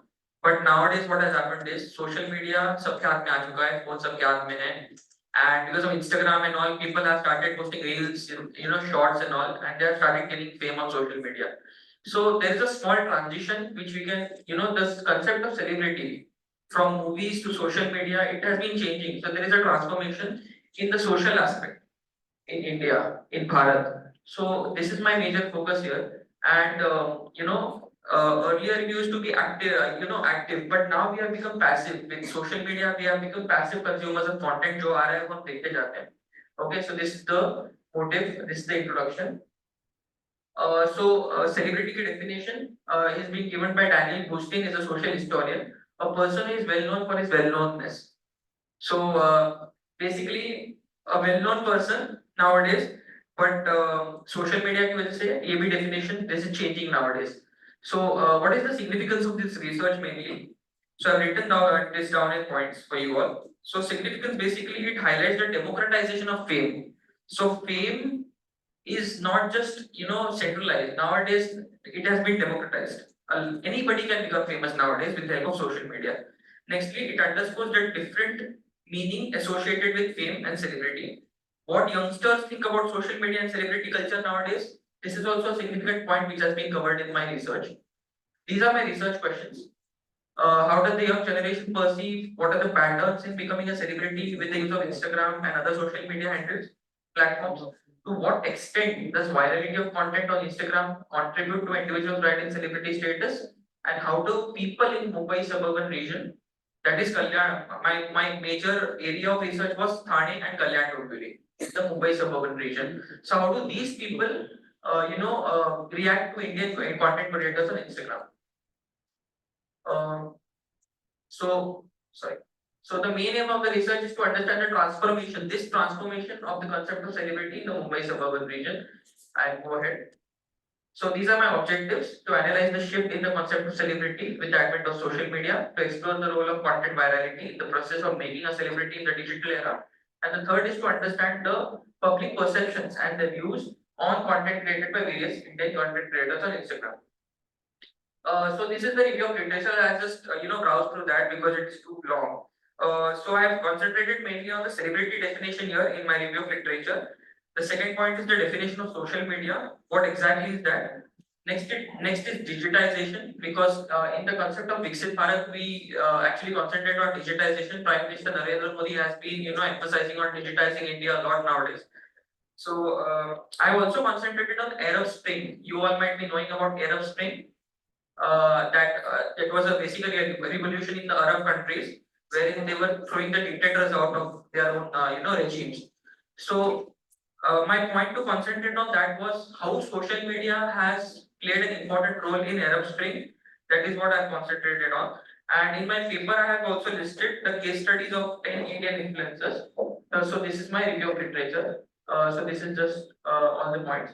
Methodology in this, I have I have taken a quantitative approach in the city of Thane and Kalyan Dombivli region, concentrated on participants from 18 to 22 years old. My initial sample size I had set to 100 participants, 40 male, 40 female, and 20 transgenders, because all should be inclusive, all the genders.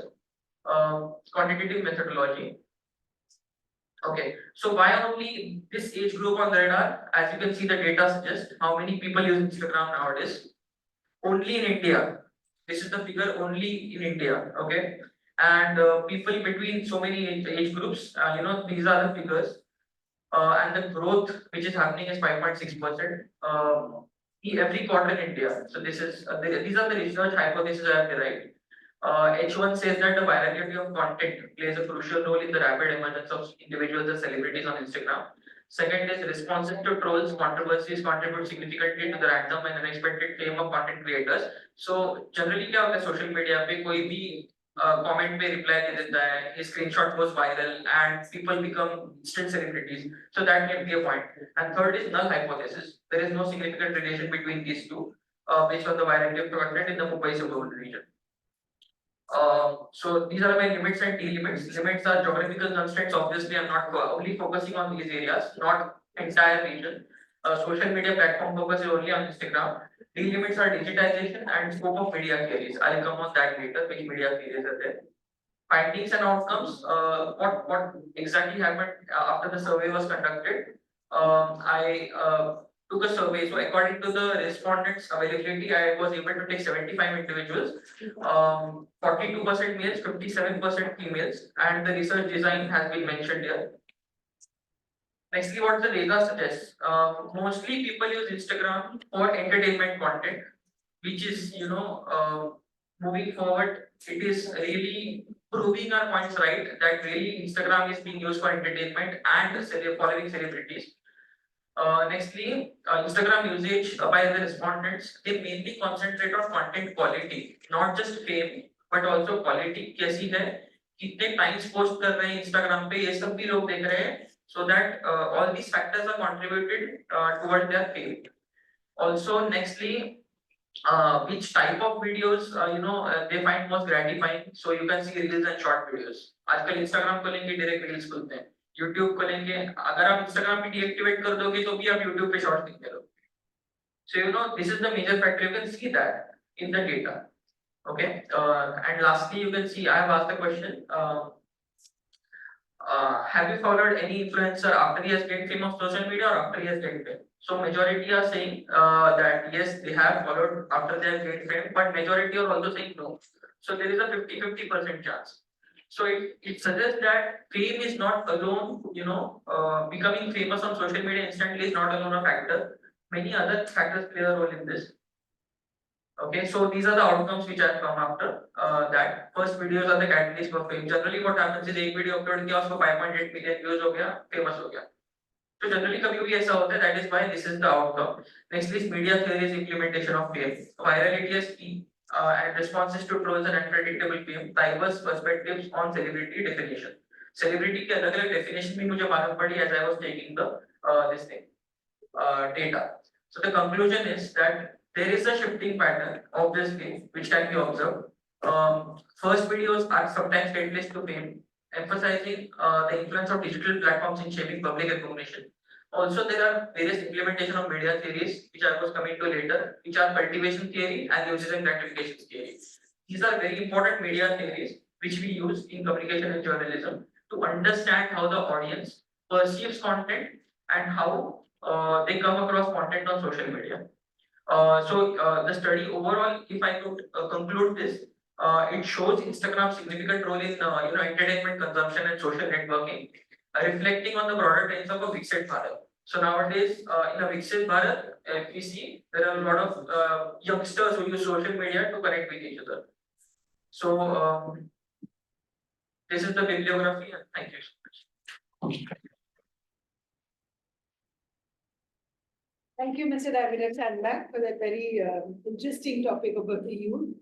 Our next researcher is Mrs. Flavia Park-Luce, who will be presenting her paper on Two Worlds, One Woman, the interplay of job and household responsibilities for working women.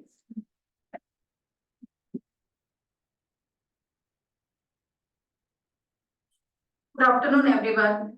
My name is Mrs. Flavia Park-Luce, presenting before you my research paper titled Two Worlds, One Woman, the interplay of job and household responsibilities for working women. My study is limited to Palghar region.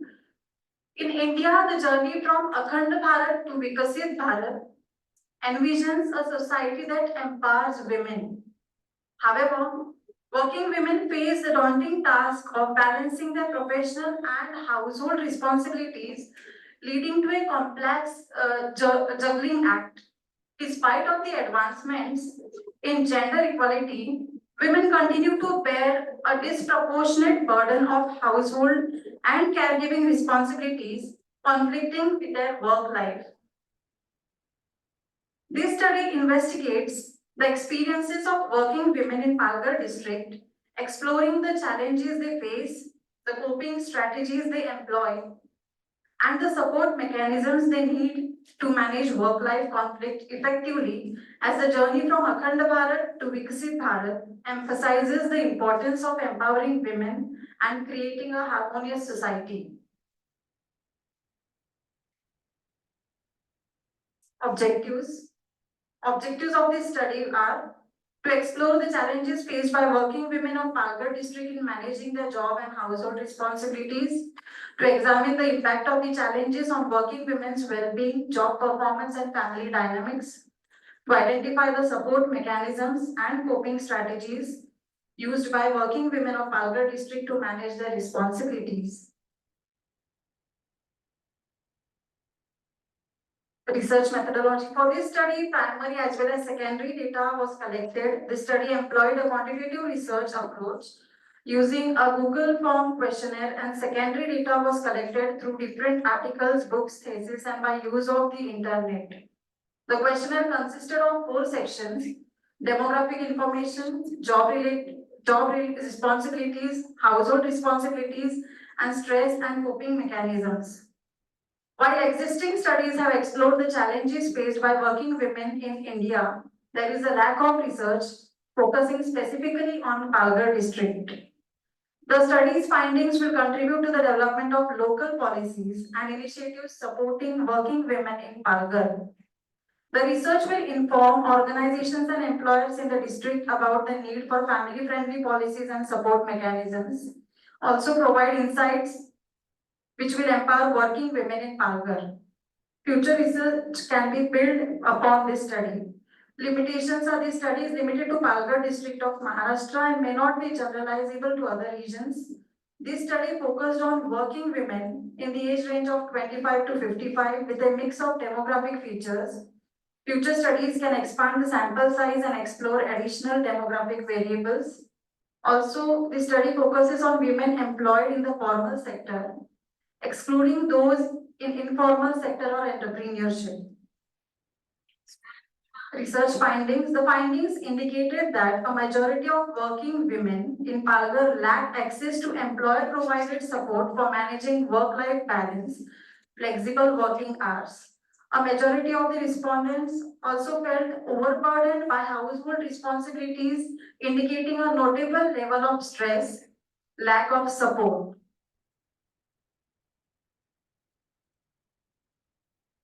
The findings also highlight the various ways people use to manage stress, where the most common stress mechanisms used are time management and planning and talking to family and friends.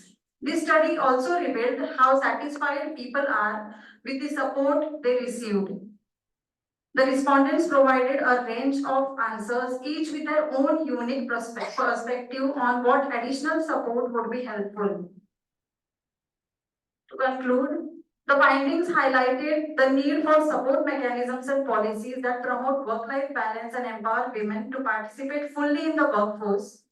By addressing these challenges, we can contribute to India's journey towards Viksit Bharat, promoting economic growth, gender equality, and a harmonious society.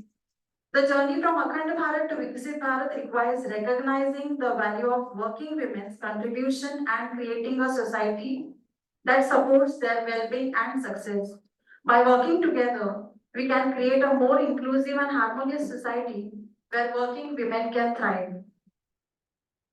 Suggestions. Organizations should implement flexible work arrangements like telecommuting, flexible hours, or job sharing to support work-life balance. Organizations should also offer counseling and mental health resources to support working women's well-being. Families should be encouraged to share household responsibilities and support working women's careers. It is crucial for individuals, organizations, and policymakers to work together to create a more equitable society that supports working women. By addressing the challenges they face, we can empower women to reach their full potential in both their professional and personal lives. Thank you so much.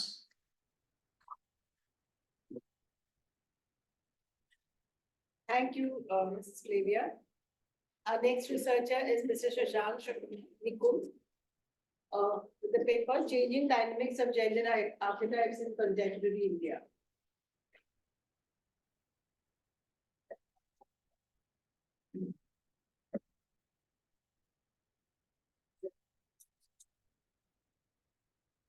Afternoon, everybody. My paper will be focusing on gender archetypes as proposed by Carl Jung, a psychiatrist, Swiss psychiatrist and psychoanalyst. Basically, he was a neo-Freudian. And how transformation of these gender archetypes took place in a unique adaptation that facilitates role of modern woman. So let us understand what are archetypes first. Archetypes are universally recognized symbols and themes that represent various aspects of experience across culture and history. By identifying with one or more of these archetypes, we can get or gain insight into one's behavior, motivations, and desires. Now, exploration of archetypes plays a crucial role in understanding human psyche and especially archetypes of women in contemporary world. Archetypes associated with masculinity make us understand about men's work and about women's work, offering profound insight into the complexities and specificity of human behavior.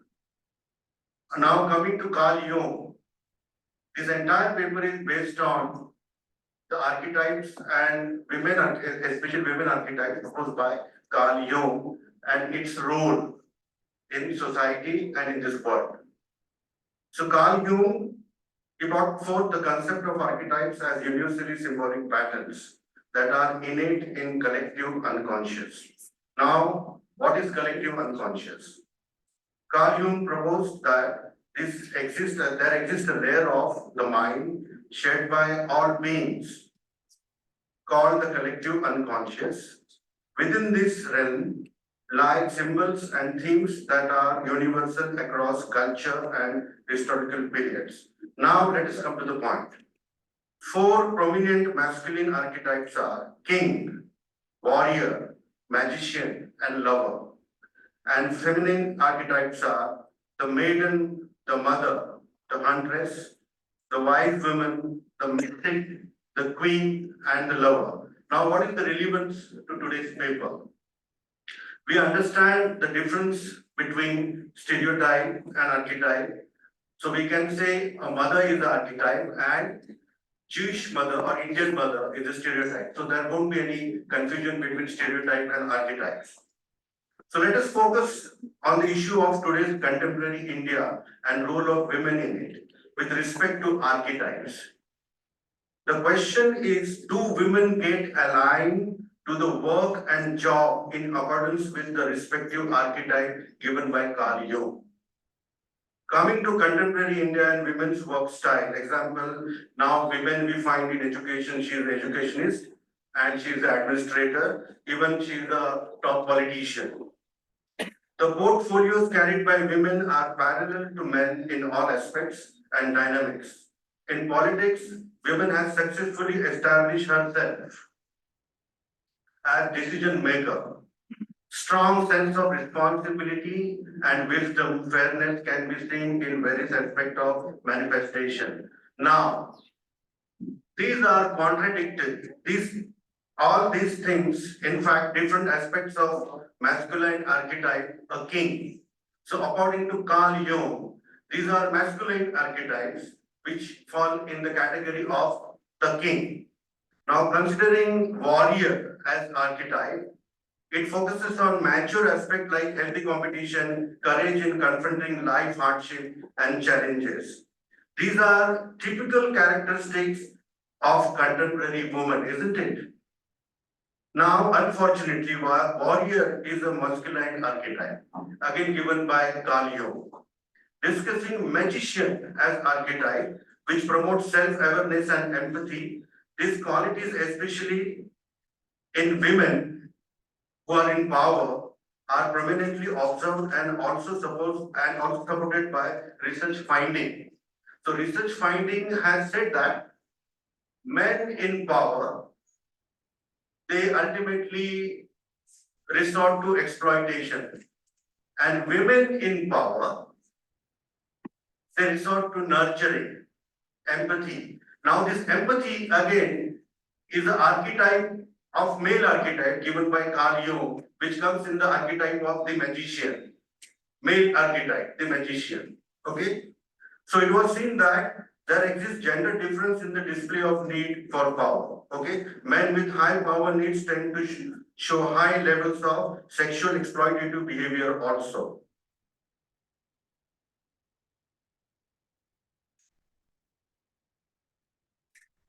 We clearly see here masculine archetype characteristics are full-fledgedly interspersed in behavioral manifestation of women in contemporary India. Okay. Now there is strong resistance to women excellence in modern world and also contemporary India. So here we have to discuss two concepts like glass ceiling and glass cliff. So what is glass ceiling? So whenever a woman tries to break archetype, so society resists, male dominating society resists it, and that's why we have concepts like glass cliff and glass ceiling. So what is glass ceiling? Where women are not promoted to high administrative and management positions. And what is glass cliff? Where women are deliberately put into high position where the situation is very dicey. When there is a political turmoil, there is a military coup, when there is a duress, then the women is put in the position to take all the blames. Okay. Now coming to the conclusion, we understand that adaptation and the transformation of archetypes takes place because of its evolutionary aspect. In the evolutionary history of humanity, qualities associated with archetypes like strength, leadership, ability to protect had survival value and has become common to both men and women. Thank you.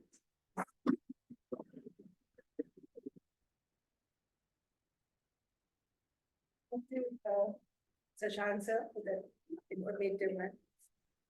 Our next researcher is Mr. Gaurav Kale with the paper From Ancient Trade Routes to Strategic Partnerships, India's Enduring Connections with Eurasia. Thank you, Meera madam. Good afternoon, respected Chairperson Rohini madam. At the onset, I would like to thank Department of Economics of KJ Somaya Arts and Commerce for providing me the opportunity to present my paper in front of academic luminaries. My research topic is From Ancient Trade Routes to Strategic Partnership, India's Enduring Connection with Eurasia. In next 8 minutes, I am going to walk you through with the research objective, methodology, key findings, and the challenges while pursuing this research. So to begin with, I need to quote Alfred Mackinder, who is one of the geopolitical thinkers. He stated that whoever controls the Eastern Europe commands the heartland. Whoever commands the heartland commands the world island. Whoever commands the world island commands the world. This aptly represents India's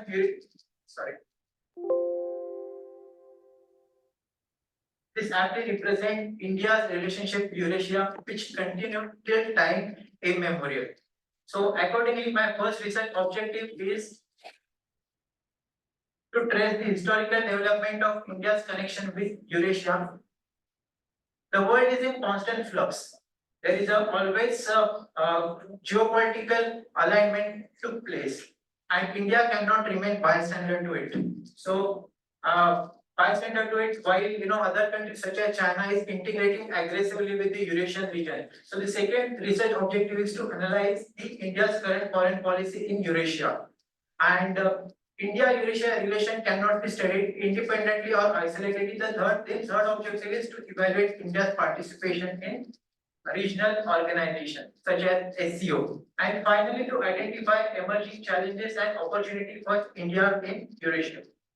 So, the research methodology based on the conceptual framework of historical institutionalism, which apply to the India and Eurasia, help to analyze the pattern of connectivity and exchange till date, and regional security complex theory, which was propounded by the Barry Wilson and his associates. Basically, through this regional security complex theory, I analyzed the power game, or you can say balance of power between the major players such as India, Russia, and China in Eurasian region. So this regional security complex theory poses that the rise of multiple power centers in international system leads to a more complex landscape with the regional security. There are few case studies that have been utilized during the research which helped to make in-depth analysis of historical events, trade routes, and strategic partnership.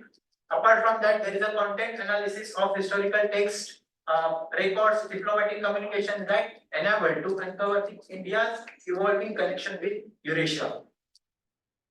Talking about the key findings of the research paper, India's relationship with the Eurasian region continued through the Silk Road and maritime networks.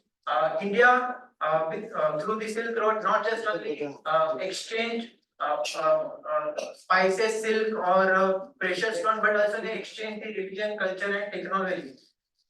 India's integration into the Silk Road exemplified by the fact that India is well connected with the Central Asia, Western Asia, and partly to the Europe at that point of time. That laid the groundwork for the India-Eurasian relation in ancient times.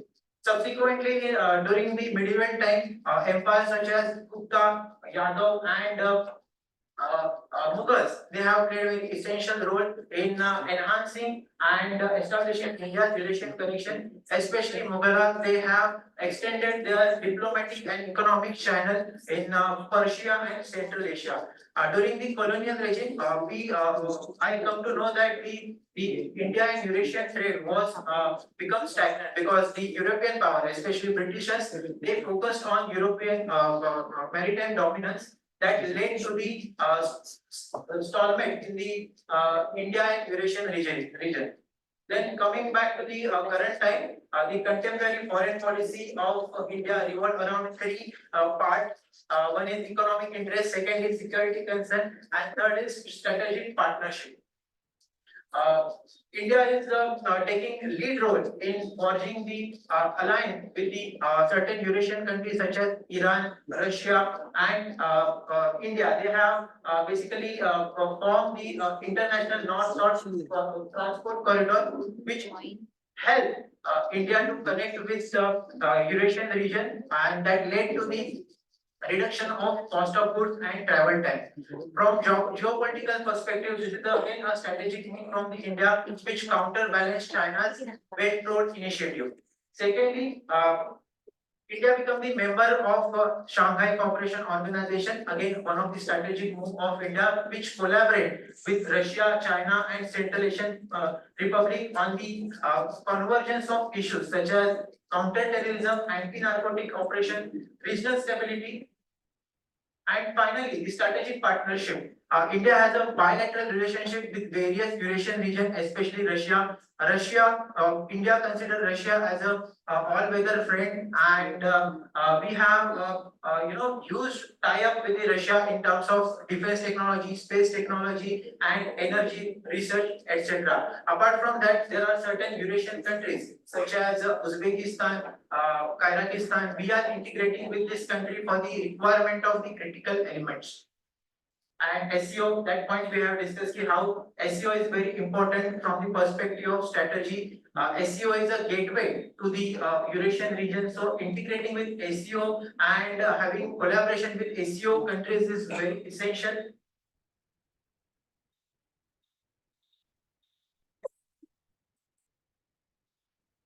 So while pursuing this research, I faced a few restraints such as historical data, because comprehending historical data from ancient to current time is quite unwieldy task, and collecting this archaeological historical evidence is again cumbersome process. Then contemporary analysis, when it comes to the understanding geopolitical scenario, because of geopolitical factors and other factors, countries are changing their relation as per their national interest. So especially with the China, so considering from the perspective of geopolitical, the contemporary analysis was little a cumbersome factors. Then the scope. Here the further research round can be made. Why? Because there is a need for the detailed research on specific bilateral relation my research paper was focusing on Eurasian region only. We are not focusing on one particular country only. So there is a scope of research for further research for making the research more accurate. Then this is the summary what we have discussed. There is a historical connection of India with Eurasian region from past, and we have shaped contemporary our foreign policy as per the past, and there was a certain challenges and opportunity in this region, and we cannot ignore the role of Shanghai Cooperation Organization. Thank you.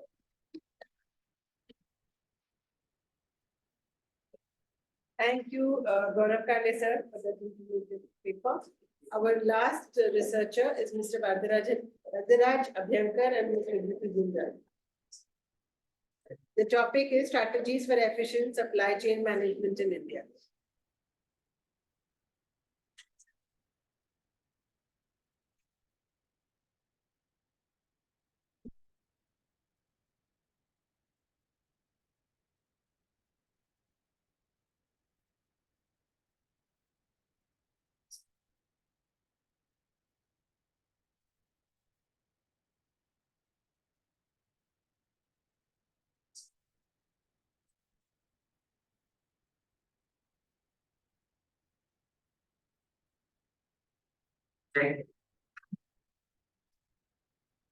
Good afternoon, all of you all. Myself, Bharat Abhyankar. I will be presenting on the topic strategies for efficient supply chain management in India. Unfortunately, my co-author, Ms. Vibhuti Kunjal, could not be present here due to some personal reasons, so I will be presenting alone. Before I begin, I would like to thank the KJ Somaya, the Eco Department, and the organizers of the conference to allow me to present on such a big stage. So, strategies for efficient supply chain management in India. Supply chain and logistics, as we know, is a crucial part of all trade activities of an economy. It not only supports the economy but also ensures profitability and also boosts employment and businesses. Supply chain management, supply chain sector in India has been on the rise ever since the liberation of the economy, and more so since the past 2 decades. Supply chain sector in India has seen a significant growth and is valued at upwards of 215 billion US dollars, and is only bound to grow owing to the increasing consumerism and requirements of the large population of India. But it is also growing at a CAGR of 10%, which is quite high. But along with the growth, the issue of the supply chain sector in India is a significant cost. As we can see, the cost of supply chain sector in India is 13 to 14% of the GDP, which is very high if we compare to countries like USA or the European Union, which only have about 8 to 10% of the GDP. Now, these costs are a result of several reasons, and as we can see, the larger chunk of the cost goes to the transportation and warehousing sector, which falls under the logistics aspect of supply chain. Now, justice.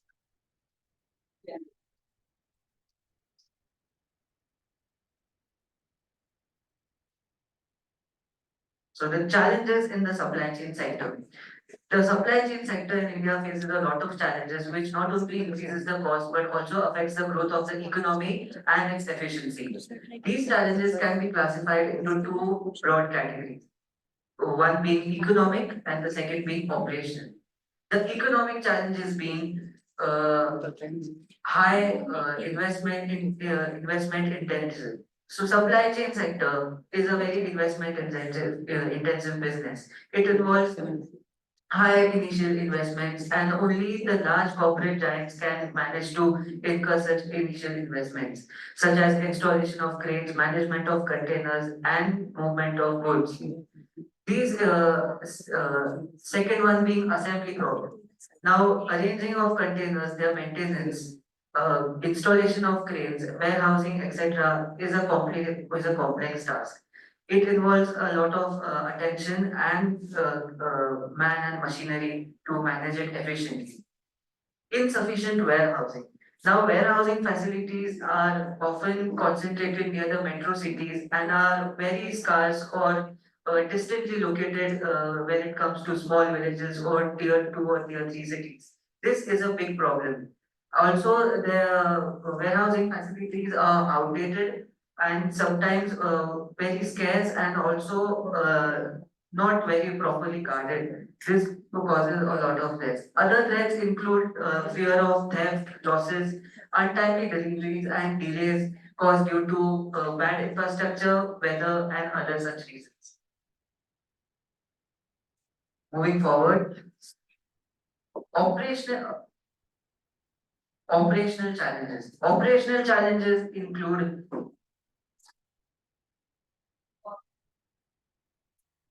justice. Operational challenges. One of the major, most significant operational challenge is infrastructure. Bad road networks, poor transportation facilities, and pothole-ridden roads due to weather conditions are a major shortcoming of the supply chain sector in India. Thus, although new highways, construction of highways and warehouses is on the rise, the poor infrastructure still contributes to one of the largest costs of the supply chain sector. Second, lack of skilled labor. Now, all the supply chain activities such as procurement, warehousing, delivery, and transport demand skilled labor and also have a great employment opportunity such as operation managers, procurement managers. But in India, as of now, the workforce is not skilled, and this causes a lot of inconvenience, inefficiency, and also increases costs. Low visibility. Now, due to unmanaged inventory management systems, the exact inventory levels and other things are often not visible. Price inflation. Now, India being one of the largest economies of the world is very sensitive to any geographical or geopolitical incident that takes place, especially being surrounded by neighbors who are very active in trying to prevent our trade activities. India's economy is very sensitive and is easily affected by global changes. This is another factor which affects the supply chain growth in India. Now, challenges in the trucking industry. Trucking and road transportation is a significant aspect of the logistics aspect of the supply chains ecosystem in India. The trucks, as we know, most of the cargo and goods are transported via the road networks, and which makes trucking a very significant aspect of the supply chain in India. But it faces many challenges. Again, the weak infrastructure being repeated here as poor roads and the facilities hamper the movement of goods, causes delays, and also causes damage to the goods many a times. Cargo theft. As uh, local gangs, looters, gangsters often indulge into criminal activities leading to the theft of cargo or damage of valuable cargo, which again causes delays and causes inefficiency in the sector. Driver shortages. In the trucking industry, there's a greater driver shortage and high attrition rates. Finding skilled and dependable drivers is a challenge. Fuel prices, and this is an issue which we all face on the domestic level as well. For fuel prices have been on the rise and are very high. If we see, India has one of the highest fuel prices globally. This affects the sector and it also contributes to the high cost of supply chains in India. And safety concerns. Now, truck drivers in India are often subjected to lack of hygiene, bad lifestyle, and other concerns such as intoxication, attacks by local thugs and gangsters, etc. This also causes a lot of problems. Moving forward. Solutions. Now, all these issues can be solved by taking some steps, which includes infrastructural development. Infrastructure, as we have seen, as I have mentioned earlier, is one of the most significant problems in the supply chain sector.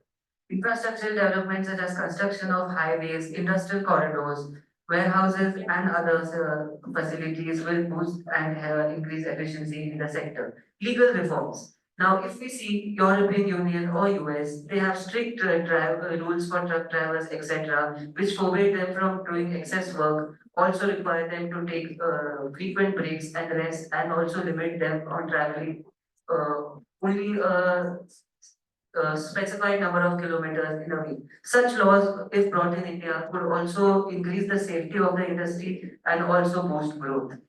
Technology and AI. Technology and AI can be used to track inventory levels and demand of items in the market. And all these improvements could boost the supply chain sector. As we know, supply chain sector is a very crucial part of the economy. And if it is handled efficiently, it not only would support the economy, but also boost profitability in businesses and create employment opportunities.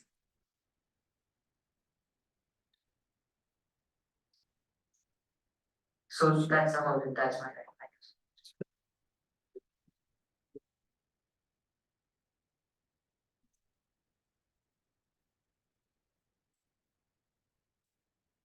Thank you, Bharat. As we reach the conclusion of the first technical session on paper presentation, we've had an array of wonderful topics, and it was even more wonderful to see young presenters and young researchers coming up with such innovative topics on right from celebrity youth to strategy and to supply chain management. So thank you, dear researchers. And for the comments and observations, I would like to invite the chairperson of the session, Dr. Rohini Phadke, to the honors.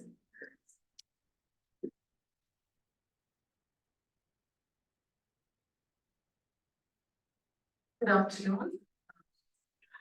As chairperson, I am here to give you some observations relating to this particular session.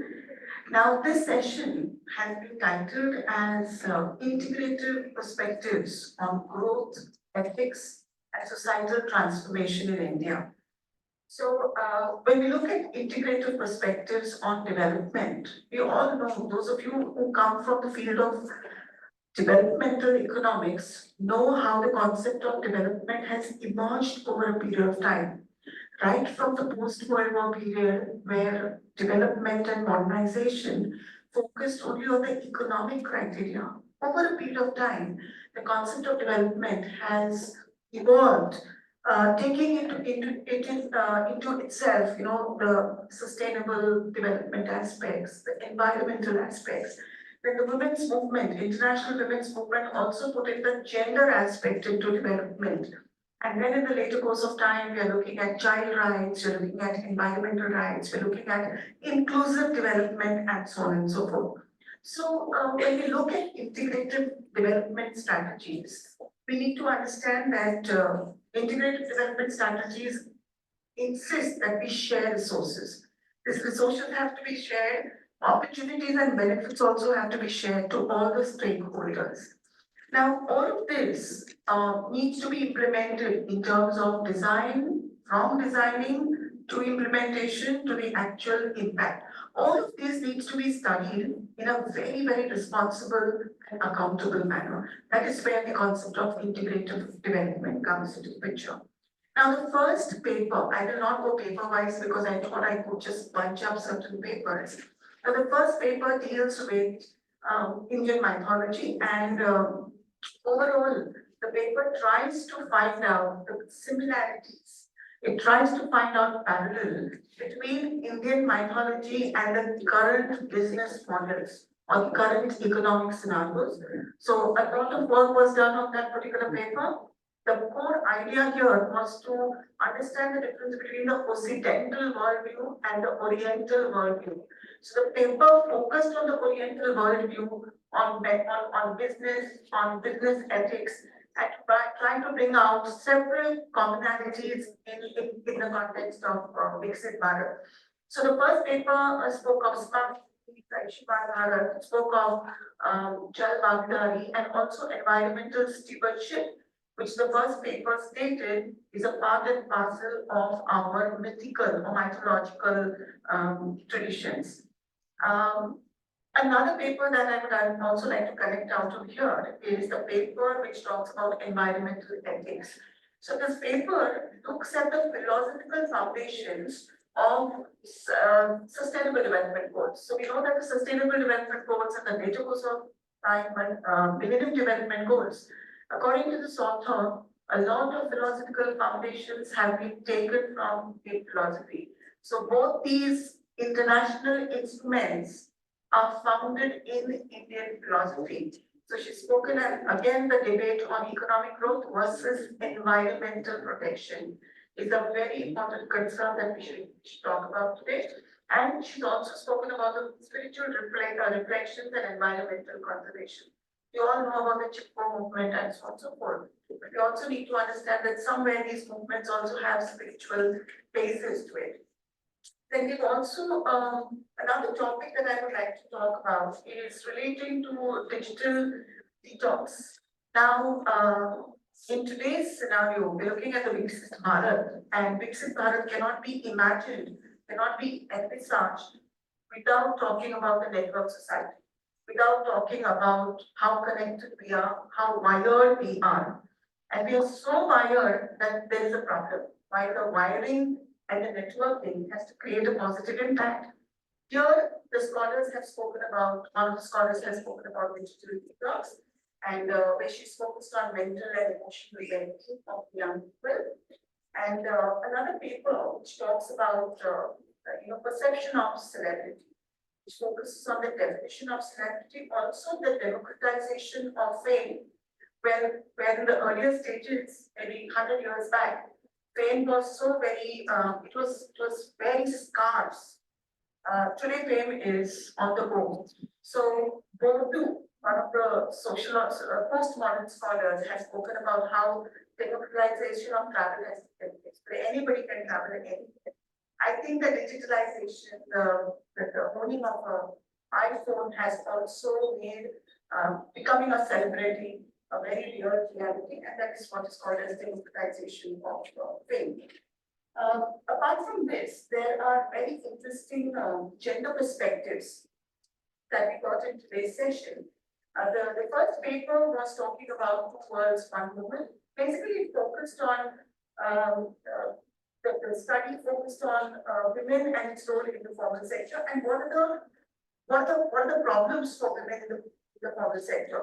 But whether it is a formal sector or no, women do have to play multiple roles. So they have to play multiple roles within their homes and outside their homes.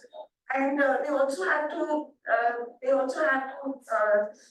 make through with the invisibility of work as far as the woman is concerned. So women's work is considered as invisible. The care work that women give is considered to be as substandard. Okay, if a man was supposed to give the same care work in a hospitality industry, it would have got more value. But for a woman, whether it is the private sector within the confines of a home or the public sector which is outside the home, a woman's care work is not recognized enough. So we have a whole lot of commentary on the multiple roles and invisibility of work. Another paper was relating to changing dynamics of gender archetypes, especially in context of modern India, where there was a careful analysis of the difference between a stereotype and archetype. This is psychoanalytical approach that the author has taken, again borrowed from Carl Jung's theory. Now, this particular paper drew parallels and spoke about, masculine archetypes and versus female archetypes, but also made reflections on the fact that in today's world, we're looking at the 21st century, we're looking at a post-industrial network society, where women are now, of course, required to go out and work. And in such contemporary scenario, we have a crisscrossing of the masculine architect and the feminine architect. These are no longer in prototype compartments, but they're always crisscrossing. Anybody who takes a 8 o'clock train from maybe Kalyan to Viksit will know what I'm talking about and how women have to become warriors by entry into the train. So the warrior feature is no longer associated with men, but it is also associated now. Women are expected to be warriors. Now, we have another paper which also from a historical perspective of trade routes. And this paper looked at the geopolitical situation. It also looked at the geopolitical dynamics that is emerging and what is the geopolitical power dynamics and its challenges for emerging Bharat. That is one thing. And we also spoke about how the geopolitical dynamics, is going to inform the future for policy of the country. And then we have the last paper, which talks about efficient supply chain management. And it talks about the transportation sector specifically. But when we're looking at it from a larger perspective, we know that not only raw material, or not only material is being transported and a part of the supply chain management. In a network society, we are also talking about data storage, data security, data transportation, data protection, and so on and so forth. So the supply chain management is today again a big challenge, not only for the material section, but also for the non-material data that we have. So these are the emerging aspects of today's theme. So very interesting themes that have come in, and I congratulate all the scholars who have taken so much of effort and sent their papers. Lots of work done. Congratulations as well. Thank you.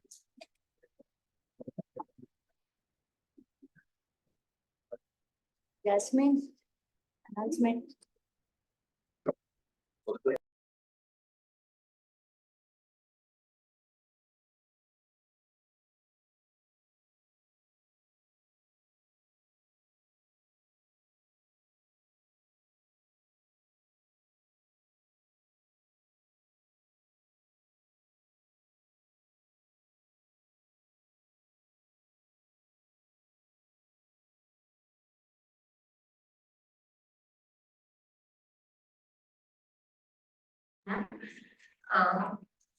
We are breaking out for lunch and we will be resuming back at 2 p.m.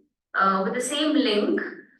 So congratulations to all the people present and all the best for the other two or three technical sessions. Thank you so much.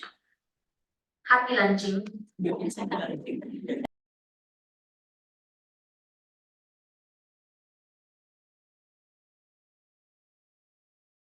They are not allowed. I will switch on my video. Not allowed. Audio Keep your. Very good. Abandon. Okay. Yes. Welcome back. We are going to begin with the post-lunch session. Dear participants, we will be breaking it, the entire session into 3 different breakout rooms. And according to the schedule which has been sent on your WhatsApp group, you have to join that particular breakout room. I repeat, we are breaking into 3 breakout rooms for technical 2, 3, 4 sessions respectively. And as per the schedule which has been sent on your WhatsApp group, you are required to join that breakout room.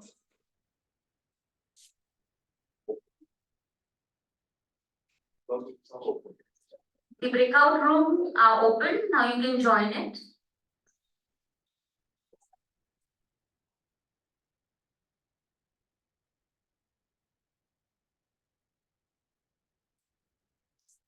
Please follow the schedule which has been posted on your WhatsApp group for joining the breakout room. Technical session 2, 3, 4 according to the schedule being sent on your WhatsApp group.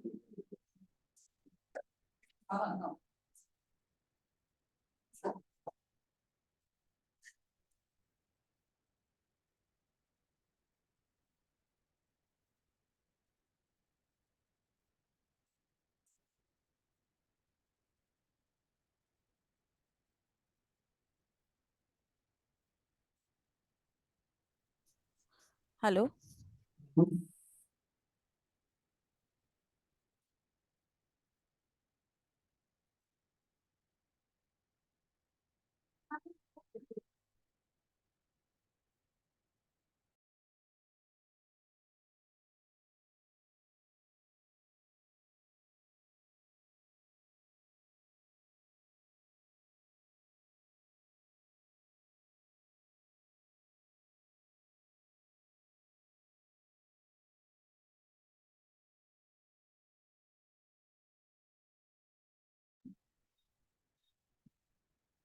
Dear participants, please follow the schedule which has been posted on your WhatsApp group and accordingly join the respective breakout room.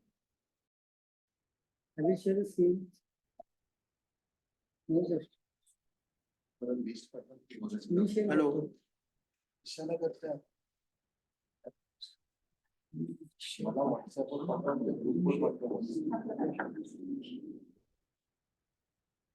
Hello. Hello.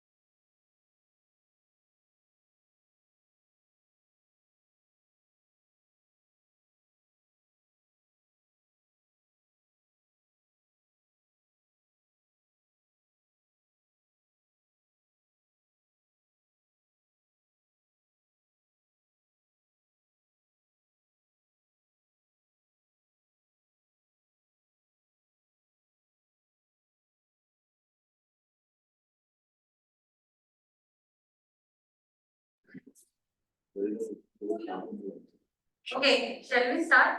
Yes. Okay, I welcome you everyone. Good evening. Everyone, it is an honor to welcome you all again in this validity session. Today we have our guest of honor, Dr. Konrad Kodeho, who is the Associate Professor in Digital Marketing at the Kent Business School.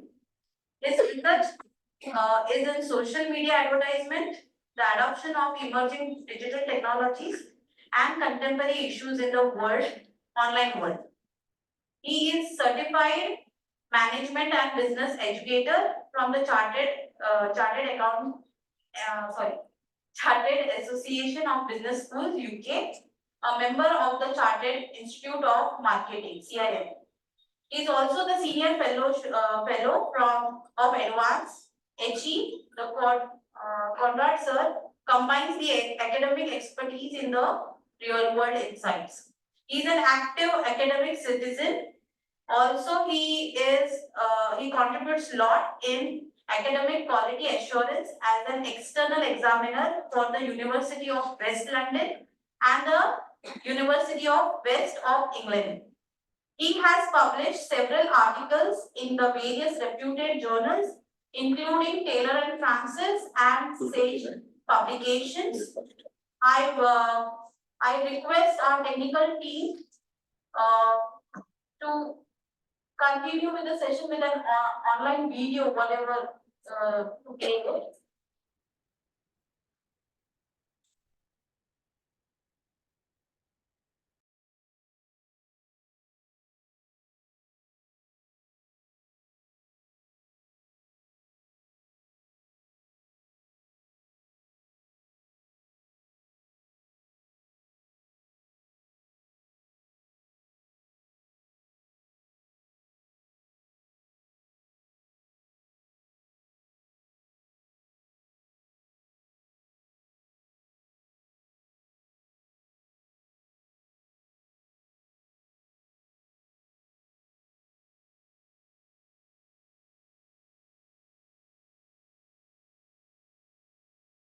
Good afternoon, esteemed guests, distinguished speakers, and dear participants. My name is Conrad Coelho, and it is with great honor that I address you today. Having served in India previously as the BMS coordinator for about a decade at Narsi Manji College in Mumbai, I moved to the UK a few years ago, where I currently serve as an associate professor, a senior lecturer in digital marketing at the University of Kent in England. I am delighted to draw upon both my previous academic experience in India and my current role in the UK as I speak to you today.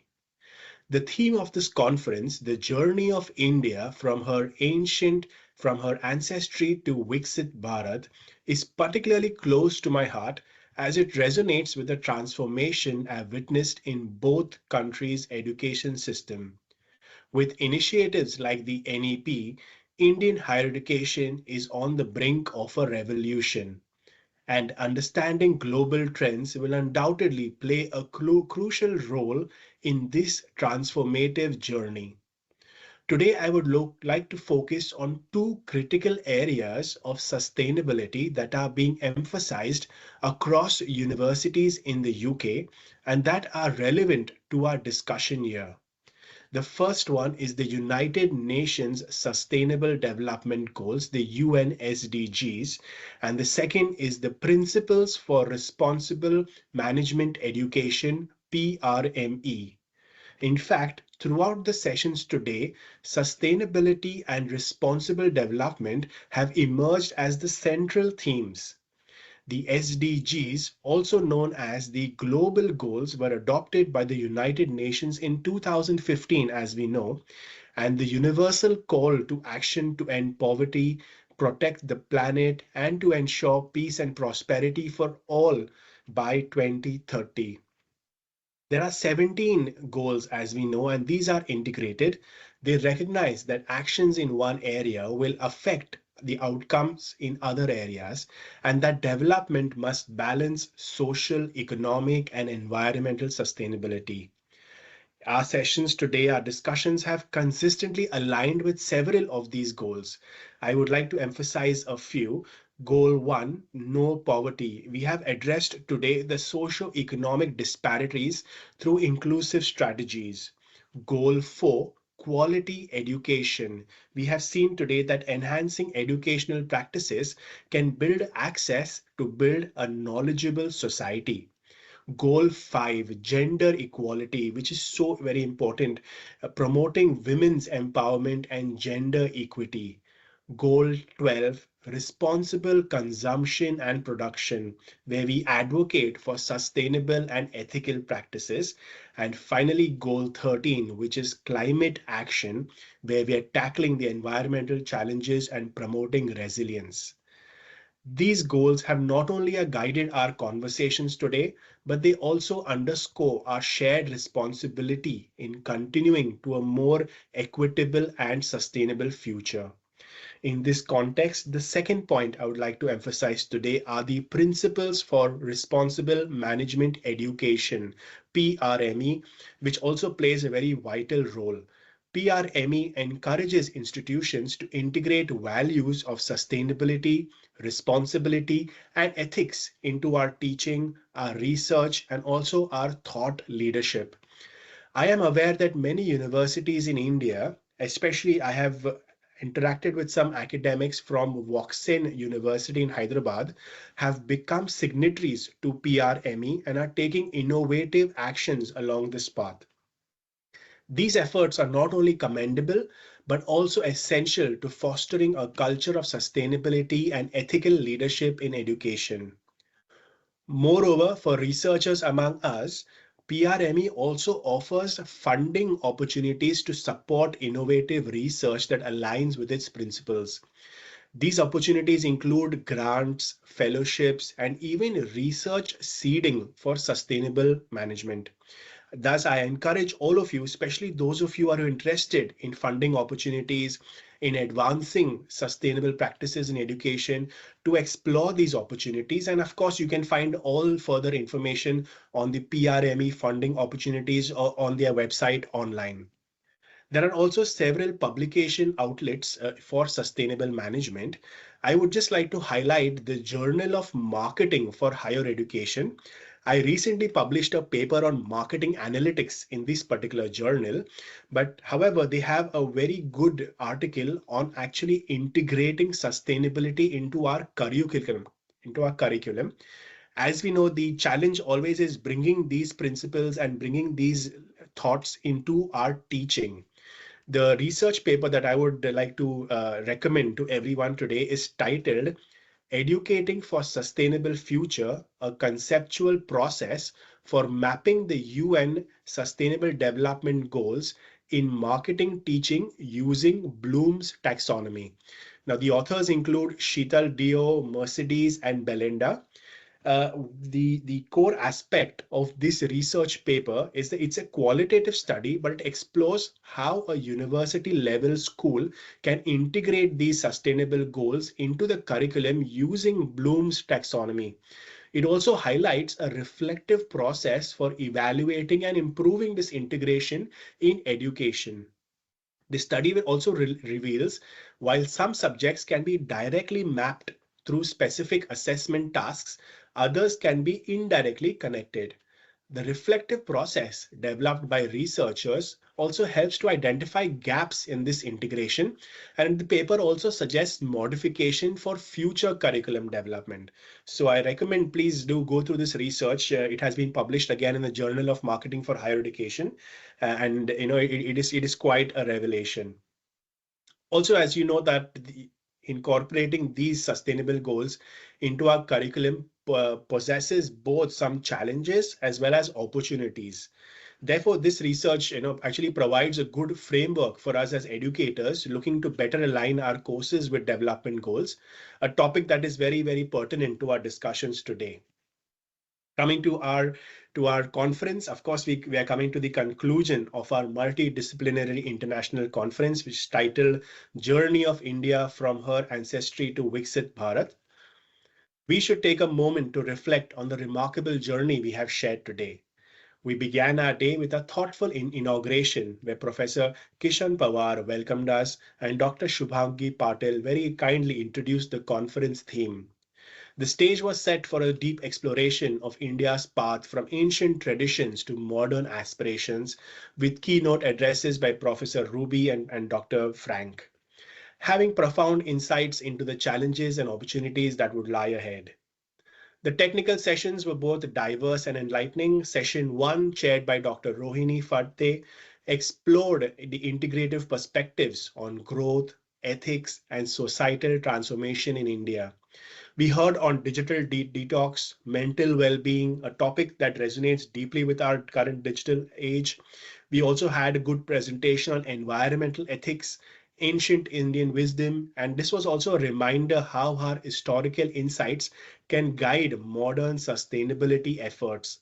The discussions on the shifting perception of celebrities and the role of media in Indian weddings again highlighted our evolving cultural dynamics in our society. Session 2, chaired by Dr. Hemali Sanghvi, again bridged ancient wisdom with modern reforms. We had an exploration of the economic insights, providing a fascinating look at how ancient economic principles are relevant even today. Presentations on banking reforms, integrating ancient philosophies with sustainable practices, and literary writing in regional languages have all underscored the importance of blending historic knowledge with contemporary strategies. Session 3 then focused on strategic pathways to Viksit Bharat, chaired by Dr. Sachin Narvade and Dr. Mahendra Mishra. This session offered critical insights into economic growth, urbanization, and digital influence. We learned about economic growth patterns across states, the framework for de-dollarization, the vision for Viksit Bharat in 2047. These discussions have all provided us with a clear roadmap for addressing urbanization challenges and advancing economic reforms. Session 4, chaired by Dr. Atish, examined the innovative pathways to Viksit Bharat, focusing on the intersection of historical insights, economic reforms, modern challenges.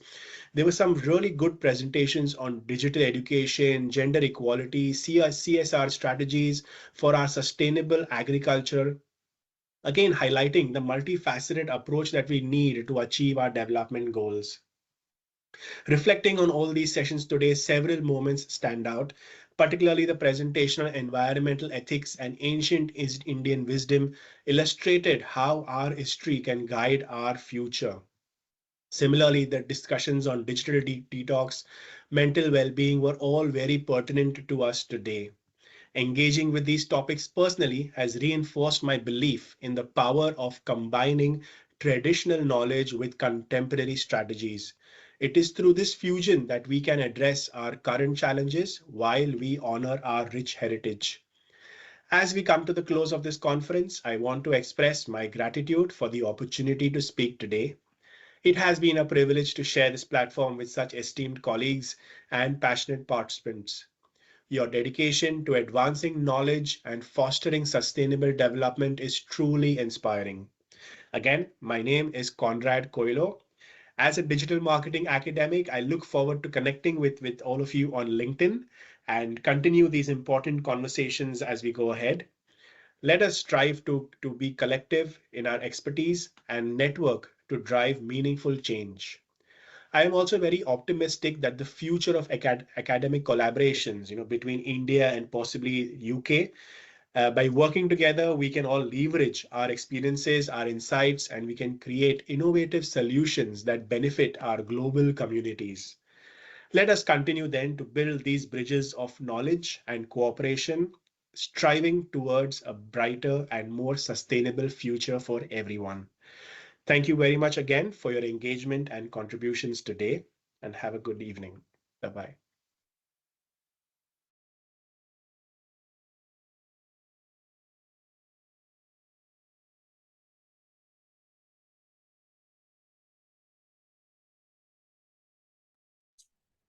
Sir, now moving ahead, with the feedback from the participants.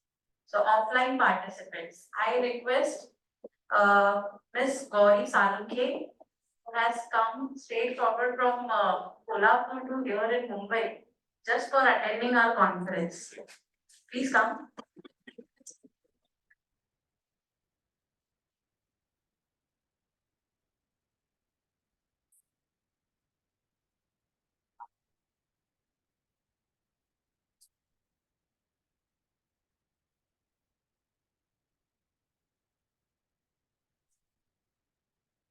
Good evening to all of you.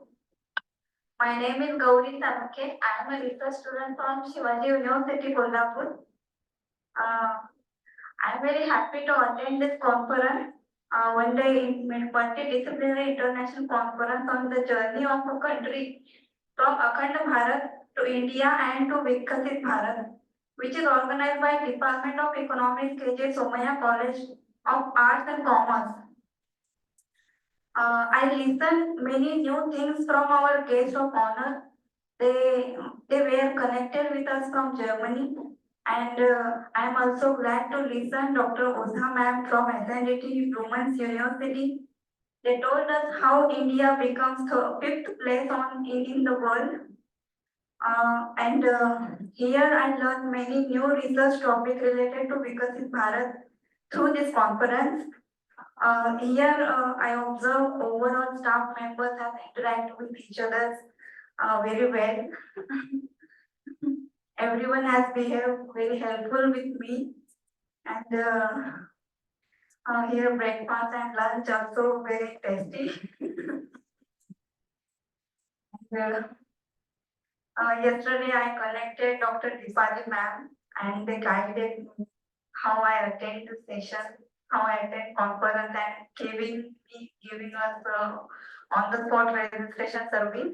Thank you for Dipali ma'am, and thank you for giving me an opportunity to giving feedback in short. The session was fabulous. Thank you so much.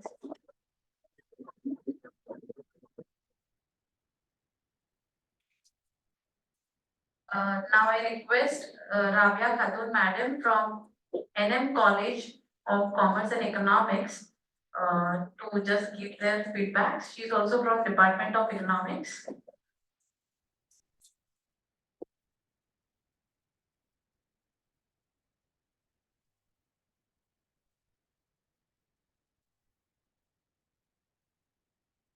Very good evening, all of you. Thank you very much, ma'am, for giving me this opportunity to share my feedback. First of all, I would like to express my happiness to this conference which we have organized in offline mode. So it is actually it's an absolute pleasure to participate in a conference in hybrid mode after so long time. So it is absolutely a great pleasure to meet and greet people personally rather than virtually. It is always a pleasure. So I'm more than happy to come and participate here offline. It was really an absolute pleasure to be here. The second thing I want to share my feedback with respect to the theme of the conference. It is actually the theme which encouraged me to participate in this, because the theme of the conference is the journey of India from ancientry to the modern. So we are kind of giving importance to our own system, our own economic policy, which was adopted like centuries ago. So, for example, in our own paper presented by Fajr Sheikh, how we have seen how Kautilya in Arthasastra, the policy which he adopted at such a long back, and how those policies are still applicable, and how we can adopt those policies in order to achieve our Viksit Bharat goal, which is to be achieved in the year 2047. So it is itself is a great achievement for a country like India, that we have so much knowledge built in our own history, in our own ancient time, that if we can adopt those policies for becoming developed nation by 2047. So it is actually very great thing, a theme of the conference. I'm so happy that the Sumaya College has organized, and I would like to congratulate the Sumaya College as well as the organizing committee for organizing such a wonderful conference and such a wonderful theme. So I am so happy, and I congratulate once again. This last thing I would like to mention, because this particular conference is very special to me as well. Because I have presented paper many times before, because I am into the academics since more than 10 years. But it is the first time my husband also participated, and I kind of encouraged him to come to the academic field. So it will always be a very special conference for me, because he participated in this. So thank you very much for all this opportunity. Thank you.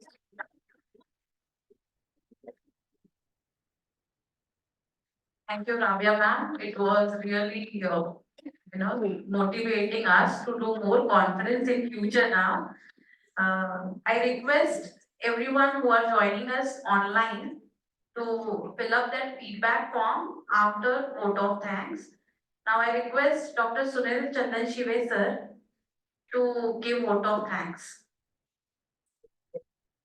So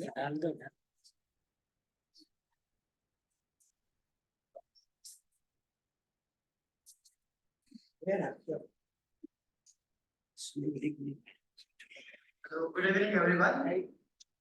As we come to the end of this enlightening conference, this international conference on journey of India from our Ancientry to the Viksit Bharat, organized by Department of Economics, KJ Somaya College of Arts and Commerce. It is my privilege to propose vote of thanks to all those who have made this conference a grand success. On behalf of Department of Economics, KJ Somaya College of Arts and Commerce, Somaya Management, entire organizing team, I, Dr. Suresh Chandan Shive, would like to propose a vote of thanks. First and foremost, I would like to extend our deepest thanks to our chief guest, Dr. Konrad Koelho, for joining with us and accepting our invitation. So your insight into journey of India's understanding and will undoubtedly guide future discourse and research in this field. I would like to extend our deepest thanks to our Somaya management for providing infrastructure and good arrangement. A special note of gratitude is due to our principal, Professor Dr. Kishan Pawar sir, for their support and encouragement. So your leadership and encouragement have greatly contributed to the success of this event. We are also deeply grateful to our Vice Principal, IPC Coordinator, Dr. Satyavan Anegave sir, Academic Dean, and Research Team. Your meticulous planning and insightful guidance have ensured that this conference have been both informative and impactful. A heartfelt thanks goes to distinguished paper presenters, both online and offline, who have shared their valuable research and perspective with us. Your active engagement and thoughtful discussions and questions have greatly enhanced the quality of our discussion. Special thanks goes to our publisher, that is the Economic Challenger, whose support and partnership have greatly enhanced the dissemination of research and knowledge in this field. I would like to thank our entire organizing team, including review committee, registration, hospitality, technical team, stage committee, report writing, volunteers, economic association, team members for their teamwork and management. Your expertise and dedication ensured that everything runs seamlessly. You have been the backbone of this conference and we are deeply grateful for your support. I would like to express our appreciation to teaching and non-teaching staff of KJ Somaya College of Arts and Commerce. Your support and involvement have been instrumental in making this conference reality. As we close to the conference, let us carry forward the insight and inspiration we have gained and continue to strive towards the vision of Viksit Bharat. Thank you once again who have contributed to the success of this conference. Dear friends, the feedback link will be shared in the chat box. So kindly fill the feedback form very carefully because the same information and the details will be used to generate the certificates. So kindly carefully fill the feedback form that will be shared into the chat box. Yes. So I will request our team to please play the national anthem, and I request our participants to raise for the national anthem.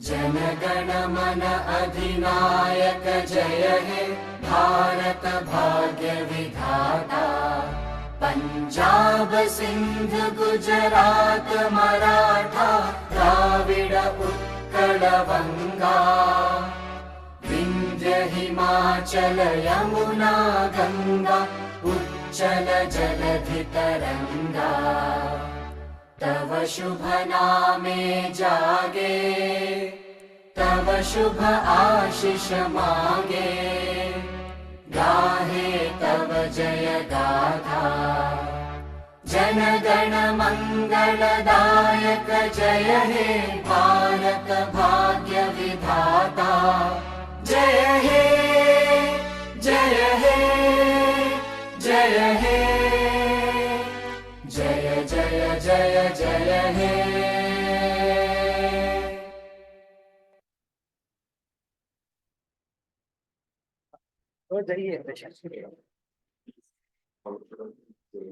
Dear participants, please fill your feedback form. It will be open only half an hour.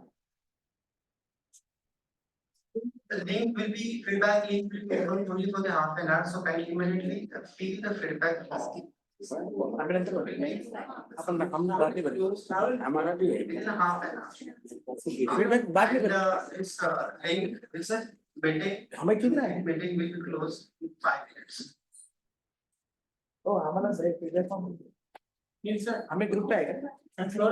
Certificates.